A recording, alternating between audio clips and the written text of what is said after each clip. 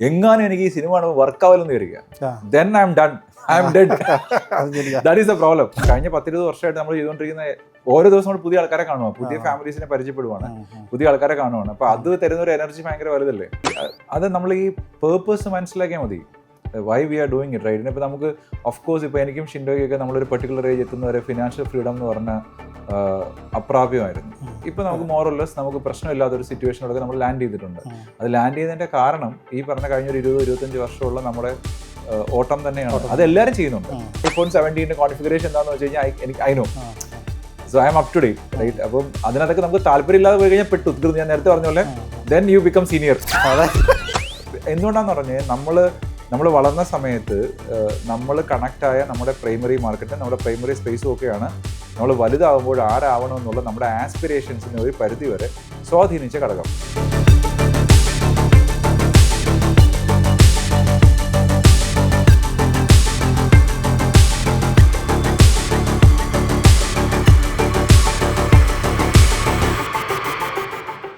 നമസ്കാരം, എല്ലാവർക്കും നെറ്റ്വർക്ക് ടോക്സിലേക്ക് സ്വാഗതം.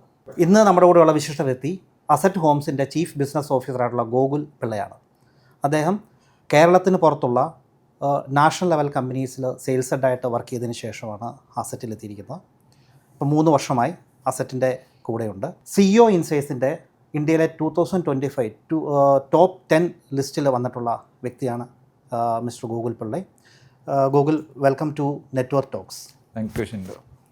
സാധാരണ ഉള്ളൊരു പഴഞ്ചൊല്ല അല്ലെങ്കിൽ ഒരു ഇതുണ്ട്, പെണ്ണുങ്ങളോട് പ്രായം ചോദിക്കരുത്, ആണുങ്ങളോട് അവരുടെ സാലറി ചോദിക്കരുത്. അപ്പോൾ ഞാൻ അത് മാനിച്ചുകൊണ്ട് തന്നെ ചോദിക്കുവാണ്, ഗോകുലിൻ്റെ പ്രായം എത്രയാണ്? എനിക്ക് 39 years ആണ്. ഞാൻ 1986 ബോൺ ആണ്. ബർത്ത് റേറ്റ് പറയണ്ട, പക്ഷേ കണ്ട അത്രയും പറയല്ലോ കേട്ടോ. നമ്മൾ ഈ കേരള റിയൽ എസ്റ്റേറ്റിനെ കുറിച്ച് സംസാരിക്കുമ്പോഴേ ഇപ്പം ഈ ഒരു 10-15 വർഷത്തിനുള്ളിൽ കേരള റിയൽ എസ്റ്റേറ്റ് നല്ല രീതിയിൽ ചേഞ്ച് ആയിട്ടുണ്ട്.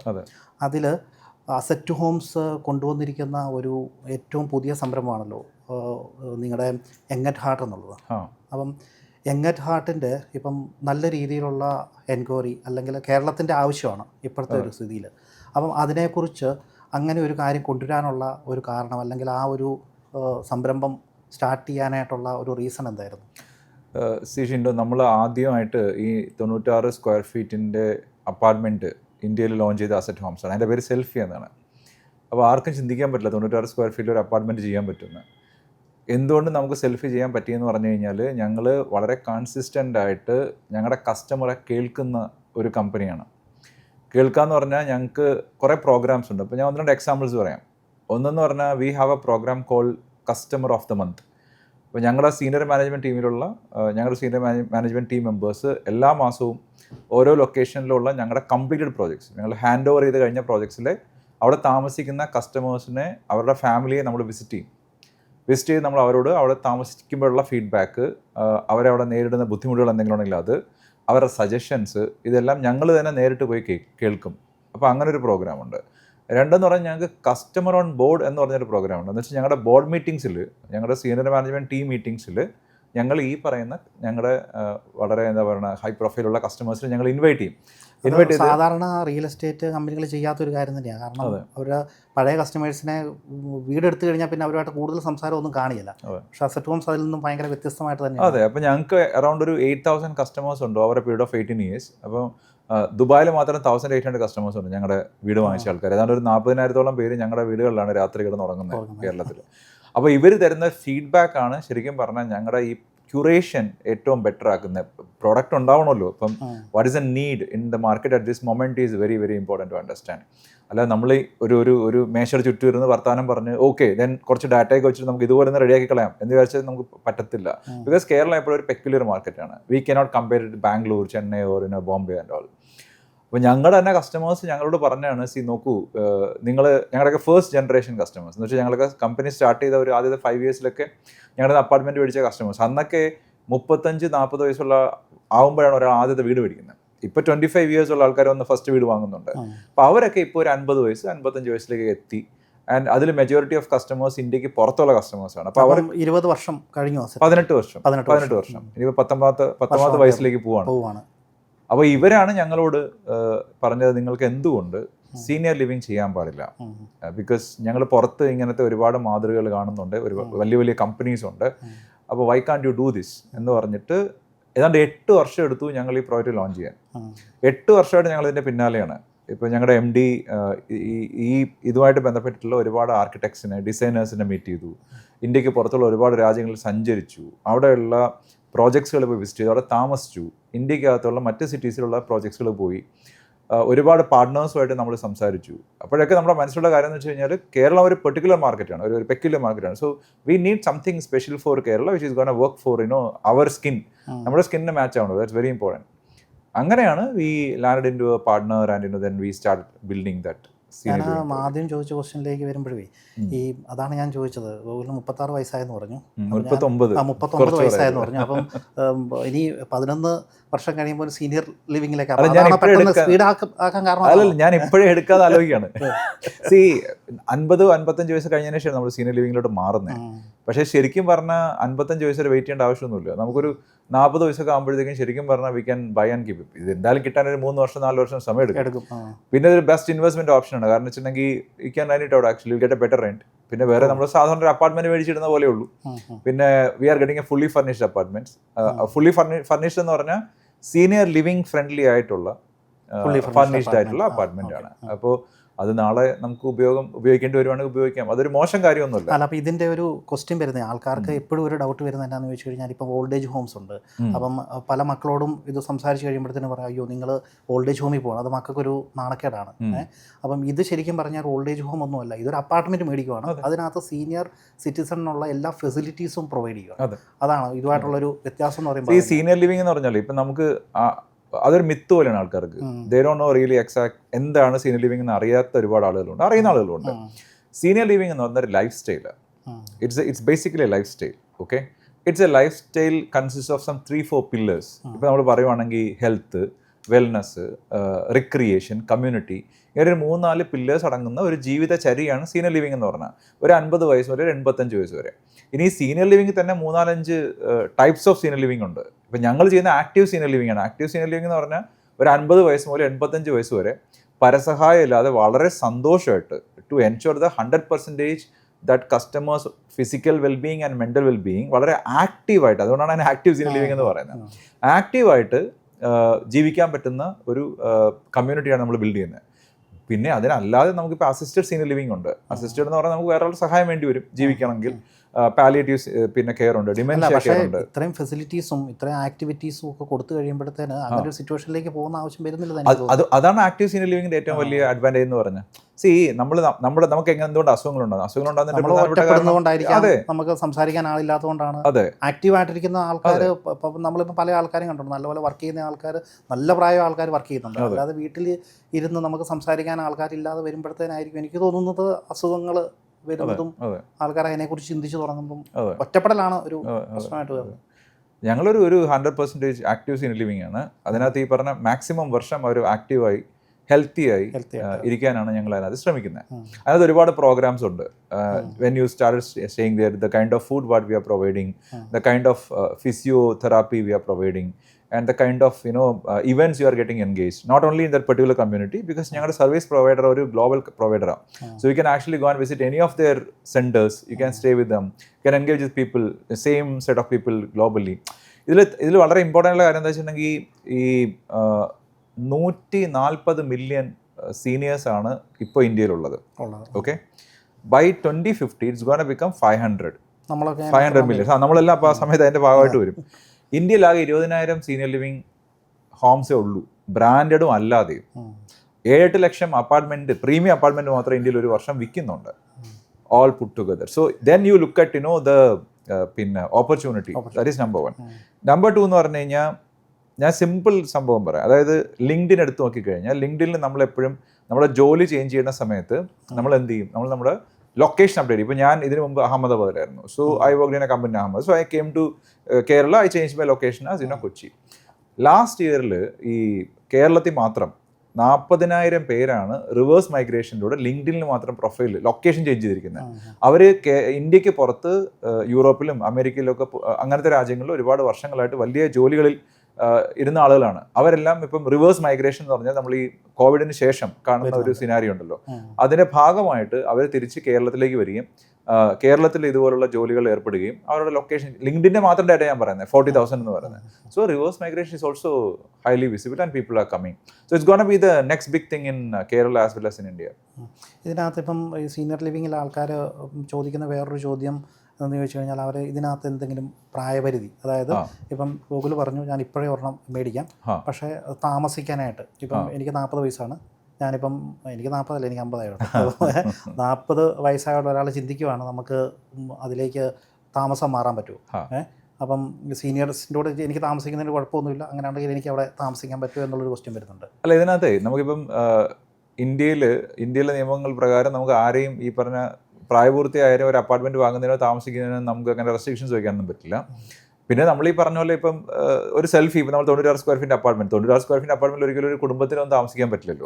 അപ്പോൾ അത് ബാച്ചിലേഴ്സിന് വേണ്ടിയിട്ടുള്ള ഒരു ടൈപ്പ് ഓഫ് ഹൗസിംഗ് സൊല്യൂഷനാണ്. And they are coming and staying there എന്ന് പറഞ്ഞ പോലെ ഇതിനകത്ത് വരുന്ന ഫെസിലിറ്റീസും സർവീസും സപ്പോർട്ടും എല്ലാം ശരിക്കും ഒരു 50 വയസ്സിന് ശേഷം ഉള്ള ആളുകൾക്ക് ഒരു 85-90 വയസ്സ് വരെ ജീവിക്കാനുള്ള ഒരു സാഹചര്യം ക്രിയേറ്റ് ചെയ്യുന്നത്. അപ്പോൾ അവരായിരിക്കും അതിനകത്ത് സ്വാഭാവികമായിട്ടും വരികയും വാങ്ങുകയും താമസിക്കുകയും ചെയ്യുന്നത്. അല്ലാതെ ഒരു റെസ്ട്രിക്ഷൻ ഒന്നും നമുക്ക് അതിനകത്ത് വെക്കാൻ പറ്റില്ല. പിന്നെ ക്വസ്റ്റ്യൻസ് ആണ് ആൾക്കാർ വരുമ്പോൾ ചോദിക്കുന്ന ഒരു ഡൗട്ടാണ്. അപ്പം പിന്നെ നമുക്കിപ്പം പല സീനിയർ സിറ്റിസൺ ലിവിങ് ഫ്രണ്ട്ലി ആയിട്ടുള്ള പല ഇതിലും കണ്ടിരിക്കുന്നതെന്ന് വെച്ച് കഴിഞ്ഞാൽ നമ്മുടെ മക്കൾ വരുമ്പം മക്കൾക്ക് വേണ്ടി ഗസ്റ്റ് ഹൗസ് ആണ് ഇതിനകത്ത് താമസിക്കുക. ചിലപ്പോൾ സൗകര്യം ഇല്ലാത്തതുകൊണ്ടായിരിക്കാം ഗസ്റ്റ് ഹൗസ് ആണ്. അപ്പോൾ ഇതിനകത്ത് ഇപ്പം നമുക്ക് 2 ബെഡ്റൂം ഒക്കെ ഓപ്ഷൻ ഉണ്ടല്ലോ, 2 ബെഡ്റൂം 1.5 1 ബെഡ്റൂം ഓപ്ഷൻ ഉണ്ട്. അപ്പോൾ 2 ബെഡ്റൂം എടുത്ത ഒരു കസ്റ്റമേഴ്സിന് അവരുടെ മക്കൾക്കൊക്കെ അവിടെ സ്ഥിരമായിട്ട് താമസിക്കാനുള്ള ഇതിനകത്ത് ഒരു റെസ്ട്രിക്ഷനും ഇല്ല. ഇത് ആദ്യം മനസ്സിലാക്കേണ്ടതെന്ന് വെച്ചാൽ ഇതൊരു നമ്മളൊരു സാധാരണ അപ്പാർട്ട്മെന്റ് മേടിക്കുന്ന പോലെ, ഒരു പ്രോജക്റ്റിൽ പോയി ഒരു സാധാരണ അപ്പാർട്ട്മെന്റ് മേടിക്കുന്ന പോലെ തന്നെയാണ് നമ്മൾ ഇതിനകത്ത് ഒരു അപ്പാർട്ട്മെന്റ് മേടിക്കുന്നത്.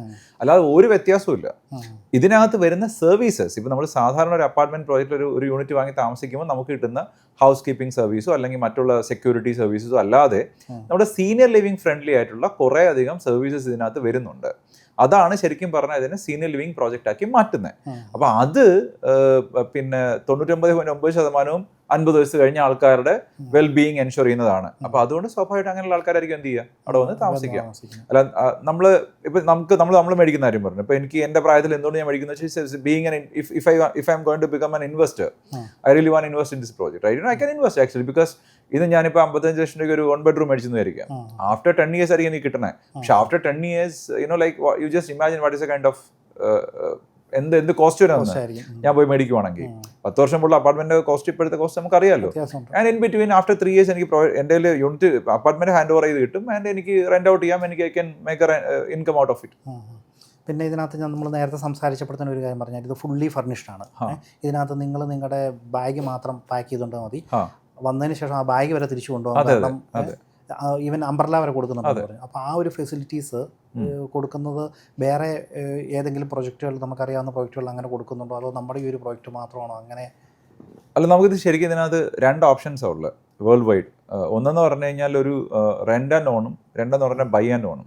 ഇപ്പോൾ റെന്റ് ആൻഡ് ഓൺ എന്ന് പറയുമ്പോൾ സ്വാഭാവികമായിട്ട് you will get a place rented and you can stay there. നമ്മളൊരു ബൈ ആൻഡ് ഓൺ പിന്നെ ഓപ്ഷനാണ് കൊടുക്കുന്നത്.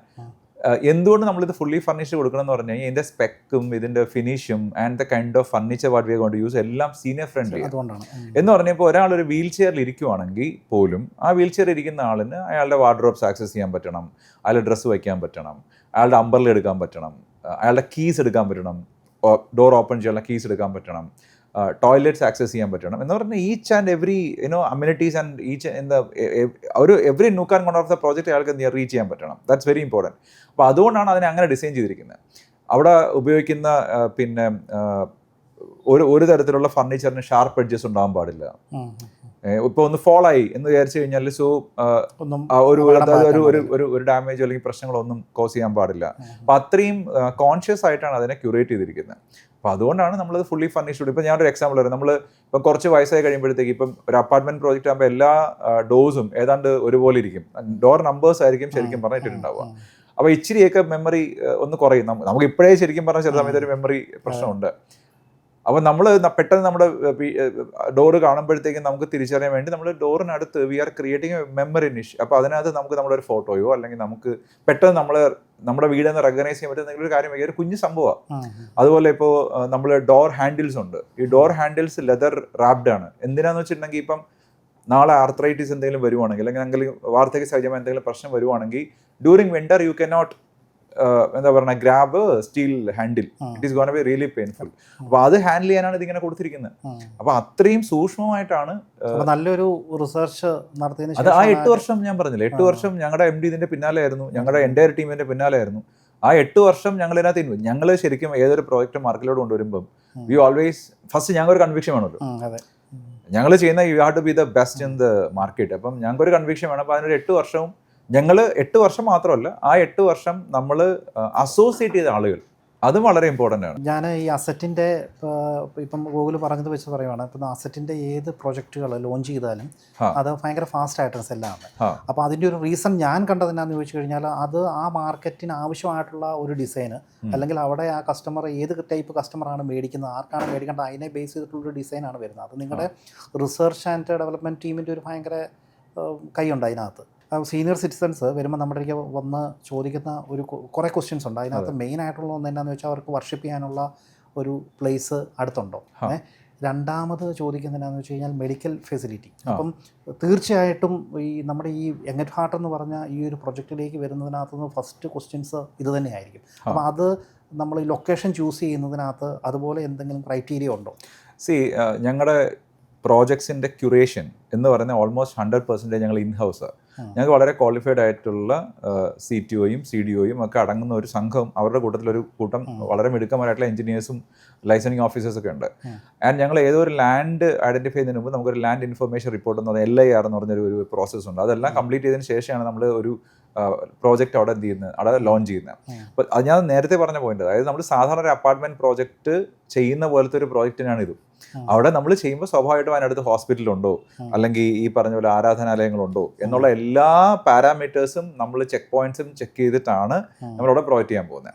പിന്നെ സീനിയർ ലിവിംഗ് ആകുമ്പോൾ ഓഫ് കോഴ്സ് വേറെ കുറേ ക്രൈറ്റീരിയാസ് വരും. ഇപ്പോൾ നമുക്ക് എയർപോർട്ട്സിൻ്റെ ആക്സസ് കുറച്ചുകൂടെ അടുത്ത് വേണമെന്നുണ്ടാവും, ഏതെങ്കിലും വലിയ ഹോസ്പിറ്റൽ അടുത്ത് വേണമെന്നുണ്ടാവും, റൈറ്റ്? ഈ പറഞ്ഞ എല്ലാ ആരാധനാലയങ്ങളും അടുത്ത് തന്നെ വേണമെന്നുണ്ടാവും. അങ്ങനെ കുറേ കാര്യങ്ങൾ സീനിയർ ലിവിംഗ് വരുമ്പോഴത്തേക്കും അതനുസരിച്ചിട്ടുണ്ടാവും. ആ ചെക്ക് പോയിന്റ്സ് എല്ലാം, ആ ടിക്ക് ബോക്സസ് എല്ലാം ടിക്ക് ചെയ്തിട്ടാണ് ഞങ്ങൾ ഈ പറഞ്ഞ ഇപ്പം ഞങ്ങളുടെ ഫസ്റ്റ് പ്രോജക്റ്റ് ലോഞ്ച് ചെയ്തത് പൂക്കാട്ടുപടി ആലുവ രാജഗിരി ഹോസ്പിറ്റലിനടുത്താണ്. ആ ലൊക്കേഷൻ ഞങ്ങൾ ഏതാണ്ട് ഒരു 17-18 ലൊക്കേഷൻ കണ്ട് സംസാരിച്ച് അതിൽ ഒരുപാട് ഡിബേറ്റ് നടന്നതിന് ശേഷമാണ് ഞങ്ങൾ ഈ പറഞ്ഞ ലൊക്കേഷനിലേക്ക് ലാൻഡ് ചെയ്യുന്നത്. അത് ലാൻഡ് ചെയ്യുന്നത് വളരെ കോൺഷ്യസ് ഡിസിഷനാണ്, with a lot of data support and like എന്താ പറയുക റിസർച്ച് ആൻഡ് ലൈക്ക് ഡിബേറ്റ്സ്. എന്നിട്ട് നമ്മൾ അവിടെ എത്തുന്നത്. അപ്പോൾ നമുക്ക് അറിയാം അവിടെ വരുന്ന ഒരു കസ്റ്റമറിന് ലൊക്കേഷനായിട്ട് റിലേറ്റ് ചെയ്തിട്ടുള്ള വേറെ ഒരു തരത്തിലുള്ള ചലഞ്ചസും ഉണ്ടാവുകയില്ല എന്നുള്ളത് എൻഷുർ. അല്ല, ഒരു കസ്റ്റമർ വന്നിട്ടേ, അപ്പം ഞങ്ങൾ ഫസ്റ്റ് പോഡ്കാസ്റ്റ് ഒക്കെ ചെയ്തുകൊണ്ടിരിക്കുമ്പോഴത്തേക്കും ഞങ്ങൾ എല്ലാവരുടെയും അങ്ങോട്ടും ഇങ്ങോട്ടും നമ്മുടെ ഒരു എക്സ്പീരിയൻസ് ഷെയറിംഗ് ആണല്ലോ.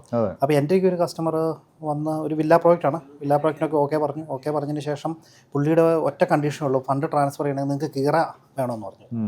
അപ്പം ഇത്രയും നല്ല അടുത്ത് നിൽക്കുന്ന ഒരു കസ്റ്റമറിനോട് ഞാൻ എങ്ങനെ ഒന്നും ഇല്ല എന്ന് പറയും.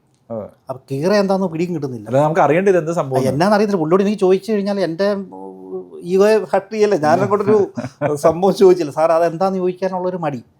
അപ്പം പുള്ളി അത്രയും ഭയങ്കര കോൺഫിഡൻ്റ് ആയിട്ടുമാണ് പറയുന്നത്. അപ്പോഴത്തേന് ഞാനൊന്ന് ഇതായി കഴിഞ്ഞപ്പോഴത്തേന് പുള്ളി പറഞ്ഞു ഇപ്പം എല്ലാ പ്രോജക്റ്റിനും കീറയുണ്ട് എന്ന് പറഞ്ഞു. അപ്പോഴെനിക്ക് മനസ്സിലായി പുള്ളി ഉദ്ദേശിച്ച് കഴിഞ്ഞാൽ കെയർ ഇറയാണ്. പുള്ളിക്ക് റെറാന്നുള്ളതല്ലേ, പുള്ളി നോക്കിയപ്പോൾ എല്ലാത്തിനും അന്ന് കീറ അപ്പോഴെന്ന് പറഞ്ഞിരുന്നുണ്ട്, കീറ നമ്പറും ഉണ്ട് എന്ന് പറഞ്ഞ് കീറ എടുക്കുക. അപ്പൊ നമ്മുടെ പ്രോജക്റ്റിനെല്ലാത്തിനും കീറ ഉണ്ടല്ലോ. കേരളത്തിൽ ഏറ്റവും കൂടുതൽ കേരള പിന്നെ ഉള്ള പ്രോജക്ട്സ് ഉള്ള ബിൽഡർ നമ്മളല്ലേ, 57 പ്രോജക്ട്സ് ഉണ്ട് ഇതുവരെ. നമുക്ക് 123 പ്രോജക്റ്റ് കേരളത്തിൽ ഏറ്റവും കൂടുതൽ റെറ രജിസ്റ്റേർഡ് ചെയ്തിട്ടുള്ള പ്രോജക്ട്സ് ഉള്ള ബിൽഡർ നമ്മളാണ്. അതേപോലെ തന്നെ ഞാൻ കണ്ടിരിക്കുന്നത് എന്നാന്ന് വെച്ച് കഴിഞ്ഞാൽ റെറയുടെ വെബ്സൈറ്റിൽ കയറിയിട്ട് കസ്റ്റമർ കംപ്ലയിൻറ്റ്സ് നോക്കുവാണെങ്കിൽ അസറ്റിൻ്റെ പേരിൽ ഒരു കംപ്ലയിൻസും ഇല്ല. ഞങ്ങൾക്ക് ഒരിടത്തും ഇല്ല കംപ്ലയിൻറ്റ്, ഞങ്ങൾക്ക് കസ്റ്റമർ കംപ്ലയിൻറ്റ്സ് ഇല്ല. ഞങ്ങളുടെ ഏതെങ്കിലും ഇപ്പം ഞങ്ങളുടെ വീഡിയോസും ഒക്കെ നോക്കി കഴിഞ്ഞ് കഴിഞ്ഞാൽ എൻ്റെ താഴത്തൊന്നും ഒരു നെഗറ്റീവ് കമൻസ് ഒന്നും വരുമില്ല. ഈ റെറ വന്നതിന് ശേഷമുള്ളൊരു മാർക്കറ്റിൻ്റെ ഡിഫറൻസ്, കാരണം ആസ് എ സെയിൽസ് പേഴ്സൺ നമുക്ക് തന്നെ അറിയാം. കാരണം നേരത്തെ എന്നാന്ന് വെച്ച് കഴിഞ്ഞാൽ ഒരു പ്രൊജക്റ്റ് നമ്മൾ വിൽക്കാൻ നേരം നമുക്ക് കസ്റ്റമറോട് എന്തൊക്കെ കാര്യങ്ങൾ പറഞ്ഞു കൊടുക്കണം, ഡോക്യുമെൻറ്റ്സ് കൊടുക്കണം, അതിനുശേഷം കസ്റ്റമർ ഈ ഡോക്യുമെൻ്റ് കൊണ്ട് ഒരു അഡ്വക്കേറ്റിനെ കൊടുക്കും, ഈ അഡ്വക്കേറ്റിന് അതിനകത്ത് എന്തെങ്കിലും ഒരു ചെറിയ സംഭവം കണ്ടുപിടിക്കും. അപ്പം സെയിൽസ് കമ്പാരിറ്റീവ്ലി റെറ വരുന്നതിന് മുമ്പ് ഭയങ്കര ബുദ്ധിമുട്ടായിരുന്നു. റെറ വന്നതിന് ശേഷം റെറ അപ്രൂവൽ ഉണ്ടെങ്കിൽ കസ്റ്റമറിന് സാറ്റിസ്ഫൈഡ് ആണ്, റെറ അപ്രൂവൽ ഉണ്ട്, ഇനിയിപ്പോൾ ഞങ്ങൾക്ക് ഫർദർ ഡോക്യുമെൻറ്റ്സോ ഒന്നിൻ്റെ ആവശ്യമില്ല. അപ്പം അങ്ങനെ ശരിക്കും പറഞ്ഞാൽ റെറ നല്ല ബിൽഡേഴ്സിനെ നല്ല രീതിയിൽ ഹെൽപ്പ് ചെയ്തിട്ടുണ്ട്. സെയിൽസിൽ നമ്മളെ സംബന്ധിച്ചോളം വളരെ സ്പീഡാക്കാനായിട്ട് ഒരു കാരണം കൂടെ റെറയാണ്. റെഗുലേറ്ററി അതോറിറ്റി എന്ന് പറഞ്ഞാൽ എല്ലാ ഇൻഡസ്ട്രിയിലും ഉണ്ടല്ലോ. ഇപ്പോൾ നമ്മൾ മുമ്പ് നമ്മൾ ഇൻഷുറൻസ് വർക്ക് ചെയ്യുമ്പോൾ IRDA വന്നു. IRDA വന്ന് ഇൻഷുറൻസ് ബിസിനസ് മുഴുവൻ എന്ത് ചെയ്ത് റെഗുലേറ്റ് ചെയ്തു. ഇപ്പം ബാങ്കിങ്ങിനെ മുഴുവൻ RBI റെഗുലേറ്റ് ചെയ്യുന്നു. ടെലികോം കമ്പനീസിന് മുഴുവൻ ട്രായ റെഗുലേറ്റ് ചെയ്യുന്നു അല്ലേ. ഇപ്പം വെൽത്ത് കമ്പനീസിനെല്ലാം സെബി റെഗുലേറ്റ് ചെയ്യുന്നു. എന്ന് പറഞ്ഞ പോലെ തന്നെയാണ് ഈ പറയുന്ന റെറ വന്നിട്ട് റിയൽ എസ്റ്റേറ്റ് കമ്പനീസിനെല്ലാം റെഗുലേറ്റ് ചെയ്യുന്നു പറഞ്ഞാൽ. ഇതുകൊണ്ടുള്ള ഗുണം ഓഫ് കോഴ്സ് രണ്ട് സൈഡിലുണ്ട്. കസ്റ്റമർ മൂന്ന് സൈഡിലുണ്ട് ശരിക്കും പറഞ്ഞാൽ. കസ്റ്റമറിന് ഗുണമുണ്ട്, ഡെവലപ്പറിന് ഗുണമുണ്ട്, പിന്നെ അതിനകത്ത് കുറേ ഇൻ്റർമീഡിയറീസ് ഉണ്ടല്ലോ. ഈ കസ്റ്റമറെയും പിന്നെ ഡെവലപ്പറെ തമ്മിൽ കണക്ട് ചെയ്യുന്ന പ്രൊഫഷണൽ ഇൻ്റർമീഡിയറീസ് ഉണ്ട്. അപ്പോൾ അവർക്കും ഗുണമുണ്ട്. അപ്പോൾ മൊത്തത്തിൽ മാർക്കറ്റ് നന്നായി, പിന്നെ അല്ലെങ്കിൽ ഇൻഡസ്ട്രി നന്നായി റെറ വന്നതിന് ശേഷം. അല്ല, റെറ വന്നതിന് ശേഷം വേറൊരു സംഭവം കണ്ടിരിക്കുന്നത് എന്താണെന്ന് വെച്ച് കഴിഞ്ഞാൽ പ്രൊഫഷണലായിട്ടുള്ള കുറേ ആൾക്കാർ ഈ ഒരു ഫീൽഡിലേക്ക് വന്നു. പിന്നെ അതിൻ്റെ ഒരു അഡ്വാൻറ്റേജ് കസ്റ്റമറിന് ഞാൻ കണ്ടിരിക്കുന്നതെന്ന് വെച്ചാൽ കസ്റ്റമറിൻ്റെ ഒരു ധൈര്യം, കോൺഫിഡൻസ്. റെറയുള്ള പ്രോജക്റ്റ്, ഇപ്പോൾ റെറ ഇല്ലാത്ത പ്രോജക്റ്റുകളില്ല. പിന്നെ കണ്ടിരിക്കുന്നത് ചെറിയ ചെറിയ ബിൽഡേഴ്സ്, അതായത് അങ്ങനത്തെ ഉള്ളവരൊന്നും ഇപ്പം മാർക്കറ്റിലില്ല. അല്ലെങ്കിൽ വേറെ ഒരു നല്ല രീതിയിലല്ലാത്ത പ്രാക്ടീസ് ചെയ്യുന്ന ബിൽഡേഴ്സും ഇല്ല. അല്ല, ഈ റെഗുലേഷൻസ് വരുമ്പോൾ ഇപ്പം രണ്ടുമൂന്ന് കാര്യങ്ങൾ സംഭവിച്ചല്ലോ. ഇപ്പം ഒന്നെന്ന് പറഞ്ഞു കഴിഞ്ഞാൽ ഈ ഡിമോണിറ്റൈസേഷൻ, അത് കഴിഞ്ഞിട്ട് വന്നിട്ടുള്ള ഈ പറഞ്ഞ പാൻഡമിക്, റെറേൻ്റെ ഇംപ്ലിമെൻറ്റേഷൻ, ഇതെല്ലാം ശരിക്കും പറഞ്ഞു കഴിഞ്ഞാൽ ഒരു കൈൻഡ് ഓഫ് കൺസോൾട്ടേഷൻ മാർക്കറ്റിൽ കൊണ്ടുവന്നിട്ടുണ്ട്. കൺസോൾട്ടേഷൻ എന്ന് പറഞ്ഞാൽ എന്താ? കൺസോൾട്ടേഷൻ എന്ന് പറഞ്ഞു കഴിഞ്ഞാൽ വളരെ നല്ല എത്തിക്കൽ പ്രാക്ടീസസ് ഉള്ള, വളരെ മൊറയിലായിട്ട് ബിസിനസ് ചെയ്യുന്ന ആൾക്കാർ മാത്രം നിലനിൽക്കുകയും അല്ലാതുള്ള ആൾക്കാർ മാർക്കറ്റ് ചെയ്യുന്ന സ്ലോലി എന്ത് ചെയ്യും, പുറത്തേക്ക് പോവുകയും ചെയ്യും. അതാണ് ശരിക്കും ഈ പറഞ്ഞ കൺസോൾട്ടേഷൻ എന്ന് പറഞ്ഞാൽ. അപ്പോൾ ഈ മൂന്ന് കാര്യങ്ങളും over A period of last ഒരു 4-5 ഇയേഴ്സിന് സംഭവിച്ച കാര്യങ്ങളാണ്. അതുകൊണ്ട് ശരിക്കും നല്ല builders is remaining and customers are getting the best products. നമ്മൾ സംസാരത്തിലേക്ക് നമ്മുടെ ആക്ച്വൽ സബ്ജക്റ്റിൽ നിന്ന് വ്യതിചലിച്ച് പോയി, സീനിയർ ലിവിങ്. അപ്പം സീനിയർ ലിവിങ്ങിൻ്റെ എനിക്ക് ചോദിക്കാനുള്ളത്, നമ്മുടെ ഇപ്പോൾ ഈ കോമൺ ഏരിയാസ് എല്ലാം ഉണ്ടല്ലോ. ഇപ്പം ഇതൊരു 2 ഏക്കർ അങ്ങനെയൊക്കെ അല്ലേ ആയിരിക്കുമല്ലോ വരുന്നത്. അപ്പോൾ ഈ കോമൺ ഏരിയാസ് എല്ലാം സീനിയർ സിറ്റിസൺ ഫ്രണ്ട്ലി ആയിരിക്കുമോ എല്ലാം? ഇതിനെ ഒരു ഒറ്റവാക്കി പറയുകയാണെങ്കിൽ ഇപ്പോൾ ഒരു വീൽ ചെയറിൽ ഇരിക്കുന്ന ഒരാളിന്, ഒരു വീൽ ചെയറിൽ ഇരിക്കുന്ന വിചാരിക്കുക, അയാൾക്ക് ആ പ്രോജക്റ്റിൽ സാധാരണ ഒരാൾ നടന്നു പോയി, ഇപ്പോൾ നമ്മൾ നോർമലി നടന്നു പോയി നമ്മുടെ പ്രോജക്റ്റ് വാങ്ങിക്കഴിഞ്ഞാൽ അതിൻ്റെ എല്ലാ നോക്ക് ആൻഡ് കോർണറിലും പോകാൻ പറ്റും. അതുപോലെ ഒരു senior citizen, if he's in A wheel chair also, he can actually access all the amenities and each and every space in that project. അങ്ങനെ അത് ഡിസൈൻ ചെയ്തിരിക്കുന്നത്. സോ അങ്ങനെ തന്നെയാണ് എല്ലാം. പിന്നെ ഇതിൻ്റെയൊക്കെ വേറൊരു ക്വസ്റ്റ്യൻ വരാൻ പോകുന്നത് എങ്ങനെയാണെന്ന് ചോദിച്ചു കഴിഞ്ഞാൽ, എങ്ങനെയായിരിക്കും ഇതിൻ്റെ ഒരു മന്ത്ലി ചാർജസ് എങ്ങനെയായിരിക്കും? അപ്പോൾ ഒരാളൊരു വീട് എടുത്തു, ഇപ്പോൾ നമ്മൾ സാധാരണ അപ്പാർട്ട്മെൻറ്റ് എടുക്കുന്ന പോലെയാണ് എല്ലാ ഫെസിലിറ്റീസും ഇതിൻ്റെ വരുന്നത്. അല്ല, ഫെസിലിറ്റീസ് അല്ല, എല്ലാ ഫോർമാലിറ്റീസും വരുന്നത്. അതിനുശേഷം ഫെസിലിറ്റീസ് ആണ് ശരിക്കും പറഞ്ഞാൽ സർവീസസ് ആണ് മാറുന്നത്. അപ്പം ഇത് എന്തായിരിക്കും ഇതിൻ്റെ ഒരു മന്ത്ലി ചാർജസ് ഒക്കെ നോർമൽ ഉള്ളതിനേക്കാളും എന്തായിരിക്കും നമുക്ക്? അതായത് മന്ത്ലി ചാർജസ് എന്താണെന്നുള്ളത് അറിയുന്നതിന് മുമ്പ് ശരിക്കും ഇതിനകത്തുള്ള സർവീസസ് എന്താണെന്നുള്ളത് അറിയണം. പിന്നെ അത് നമ്മുടെ സർവീസ് പ്രൊവൈഡർ കൊടുക്കുന്ന സർവീസസ് 3 സെറ്റ് ഓഫ് സർവീസസാണ് കൊടുക്കുന്നത്. അതിനെ നമ്മൾ ABC എന്ന് പറഞ്ഞ കാറ്റഗറൈസ് ചെയ്തിട്ടുണ്ട്. എന്ന് പറഞ്ഞു കഴിഞ്ഞാൽ, നമ്മളൊരു അപ്പാർട്ട്മെൻറ്റ് വാങ്ങിച്ചു കഴിഞ്ഞാൽ ആ അപ്പാർട്ട്മെൻറ്റിനകത്ത് താമസിക്കുമ്പം ആ അപ്പാർട്ട്മെൻറ്റിനുള്ളിൽ നമ്മൾ അവൈൽ ചെയ്യുന്ന സർവീസസ്. ഇപ്പോൾ നമ്മൾ സാധാരണഗതിയിൽ നമ്മളൊരു അപ്പാർട്ട്മെൻറ്റ് വാങ്ങി താമസിക്കുന്ന നമ്മുടെ അപ്പാർട്ട്മെൻറ്റിനകത്ത് അങ്ങനെ പ്രത്യേകിച്ച് സർവീസൊന്നും പിന്നെ അസോസിയേഷൻ പ്രൊവൈഡ് ചെയ്യാറില്ല. നമ്മുടെ കോമൺ ഏരിയ ക്ലീൻ ചെയ്ത് തരും, സെക്യൂരിറ്റി വയ്ക്കും, ക്യാമറ വയ്ക്കും, പിന്നെ അമ്യൂണിറ്റീസ് എല്ലാം അപ്കീപ്പ് ചെയ്യും, അത്ര മാത്രമേ ഉണ്ടാവുള്ളൂ. നമ്മുടെ അപ്പാർട്ട്മെൻറ്റിനകത്ത് നമുക്ക് എന്തെങ്കിലും സർവീസ് വേണമെങ്കിൽ നമ്മൾ അതിനൊരു മെയ്ഡിനെ വയ്ക്കണം, അല്ലെങ്കിൽ നമ്മൾ ക്ലീൻ ചെയ്യണം. പക്ഷേ ഇവിടെ എങ്ങനെയാണെന്ന് പറഞ്ഞു കഴിഞ്ഞാൽ, ഈ സർവീസ് പ്രൊവൈഡർ എന്ത് ചെയ്യും, അവർ തന്നെ ആ കാര്യങ്ങൾ നോക്കി. ഇപ്പോൾ നമ്മുടെ അപ്പാർട്ട്മെൻറ്റ് ഡെയിലി ക്ലീൻ ചെയ്യുന്നത്, നമ്മുടെ ടോയ്ലറ്റ്സ് ഡീപ്പ് വാഷ് ചെയ്യുന്നത്, അല്ലെങ്കിൽ നമ്മുടെ വൺസ് ഇൻ എ മന്ത് നമ്മൾ ഡീപ്പ് ക്ലീൻ ചെയ്യുന്ന അപ്പാർട്ട്മെൻറ്റ്, ആസിഡ് വാഷ് ചെയ്യുന്നത്, അങ്ങനത്തെ എല്ലാ കാര്യങ്ങളും അവർ ചെയ്യും. പിന്നെ നമുക്ക് കുറച്ച് പ്ലാൻസ് ഉണ്ടെങ്കിൽ അത് വാട്ടർ ചെയ്യണമെങ്കിൽ അത് ചെയ്യും, റൈറ്റ്. പിന്നെ നമുക്കിപ്പോൾ നമ്മുടെ ബെഡ് മേക്കിംഗ് ചെയ്യണമെങ്കിൽ അത് ചെയ്യും. അങ്ങനെ നമ്മുടെ അപ്പാർട്ട്മെൻറ്റിനകത്ത് നമ്മൾ സാധാരണ നമ്മൾ അവൈൽ ചെയ്യുന്ന എല്ലാ സർവീസസ് നമ്മൾ എന്ത് ചെയ്യും, ഇവർ നമുക്ക് ചെയ്തു തരും. രണ്ടാമത്തെ സെറ്റ് ഓഫ് സർവീസ് എന്ന് പറയുന്നത് നമ്മുടെ അപ്പാർട്ട്മെൻറ്റിന് പുറത്തുള്ള എന്നാൽ പ്രോജക്റ്റിനകത്തുള്ള സർവീസസ് ആണ്. അതിനകത്ത് ഈ അമ്യൂണിറ്റീസ് അപ്കീപ്പ് ചെയ്യുക, കോമൺ ഏരിയാസ് മെയിൻറ്റെയിൻ ചെയ്യുന്ന, അങ്ങനെ കുറേ കാര്യങ്ങളാണ്. ഇവിടെ വരുന്ന പ്രത്യേകത എന്താണെന്ന് വെച്ച് കഴിഞ്ഞാൽ, ഇവിടെ ഇതിനകത്തൊരു ക്ലിനിക്കുണ്ട്.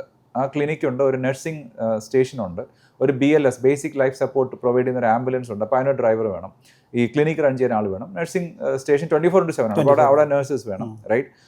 ദെൻ ഒരു ലൈബ്രറി ഉണ്ട്, then there is A coffee shop, then there is A restaurant. ഇപ്പോൾ ഒരു 5 സ്റ്റാർ ലെവലുള്ള റെസ്റ്റോറൻറ്റ് ഉണ്ട്. അവിടെ 2 സെപ്പറേറ്റ് കിച്ചൺസ് ഉണ്ട്, വെജിനും നോൺ വെജിനും, ബിക്കോസ് ഫുഡ് ഇതിനകത്ത് പ്രൊവൈഡ് ചെയ്യുന്നുണ്ട്, റൈറ്റ്. പിന്നെ നമുക്ക് അതിനകത്ത് മറ്റുള്ള we kept therapy pool instead of a swimming pool.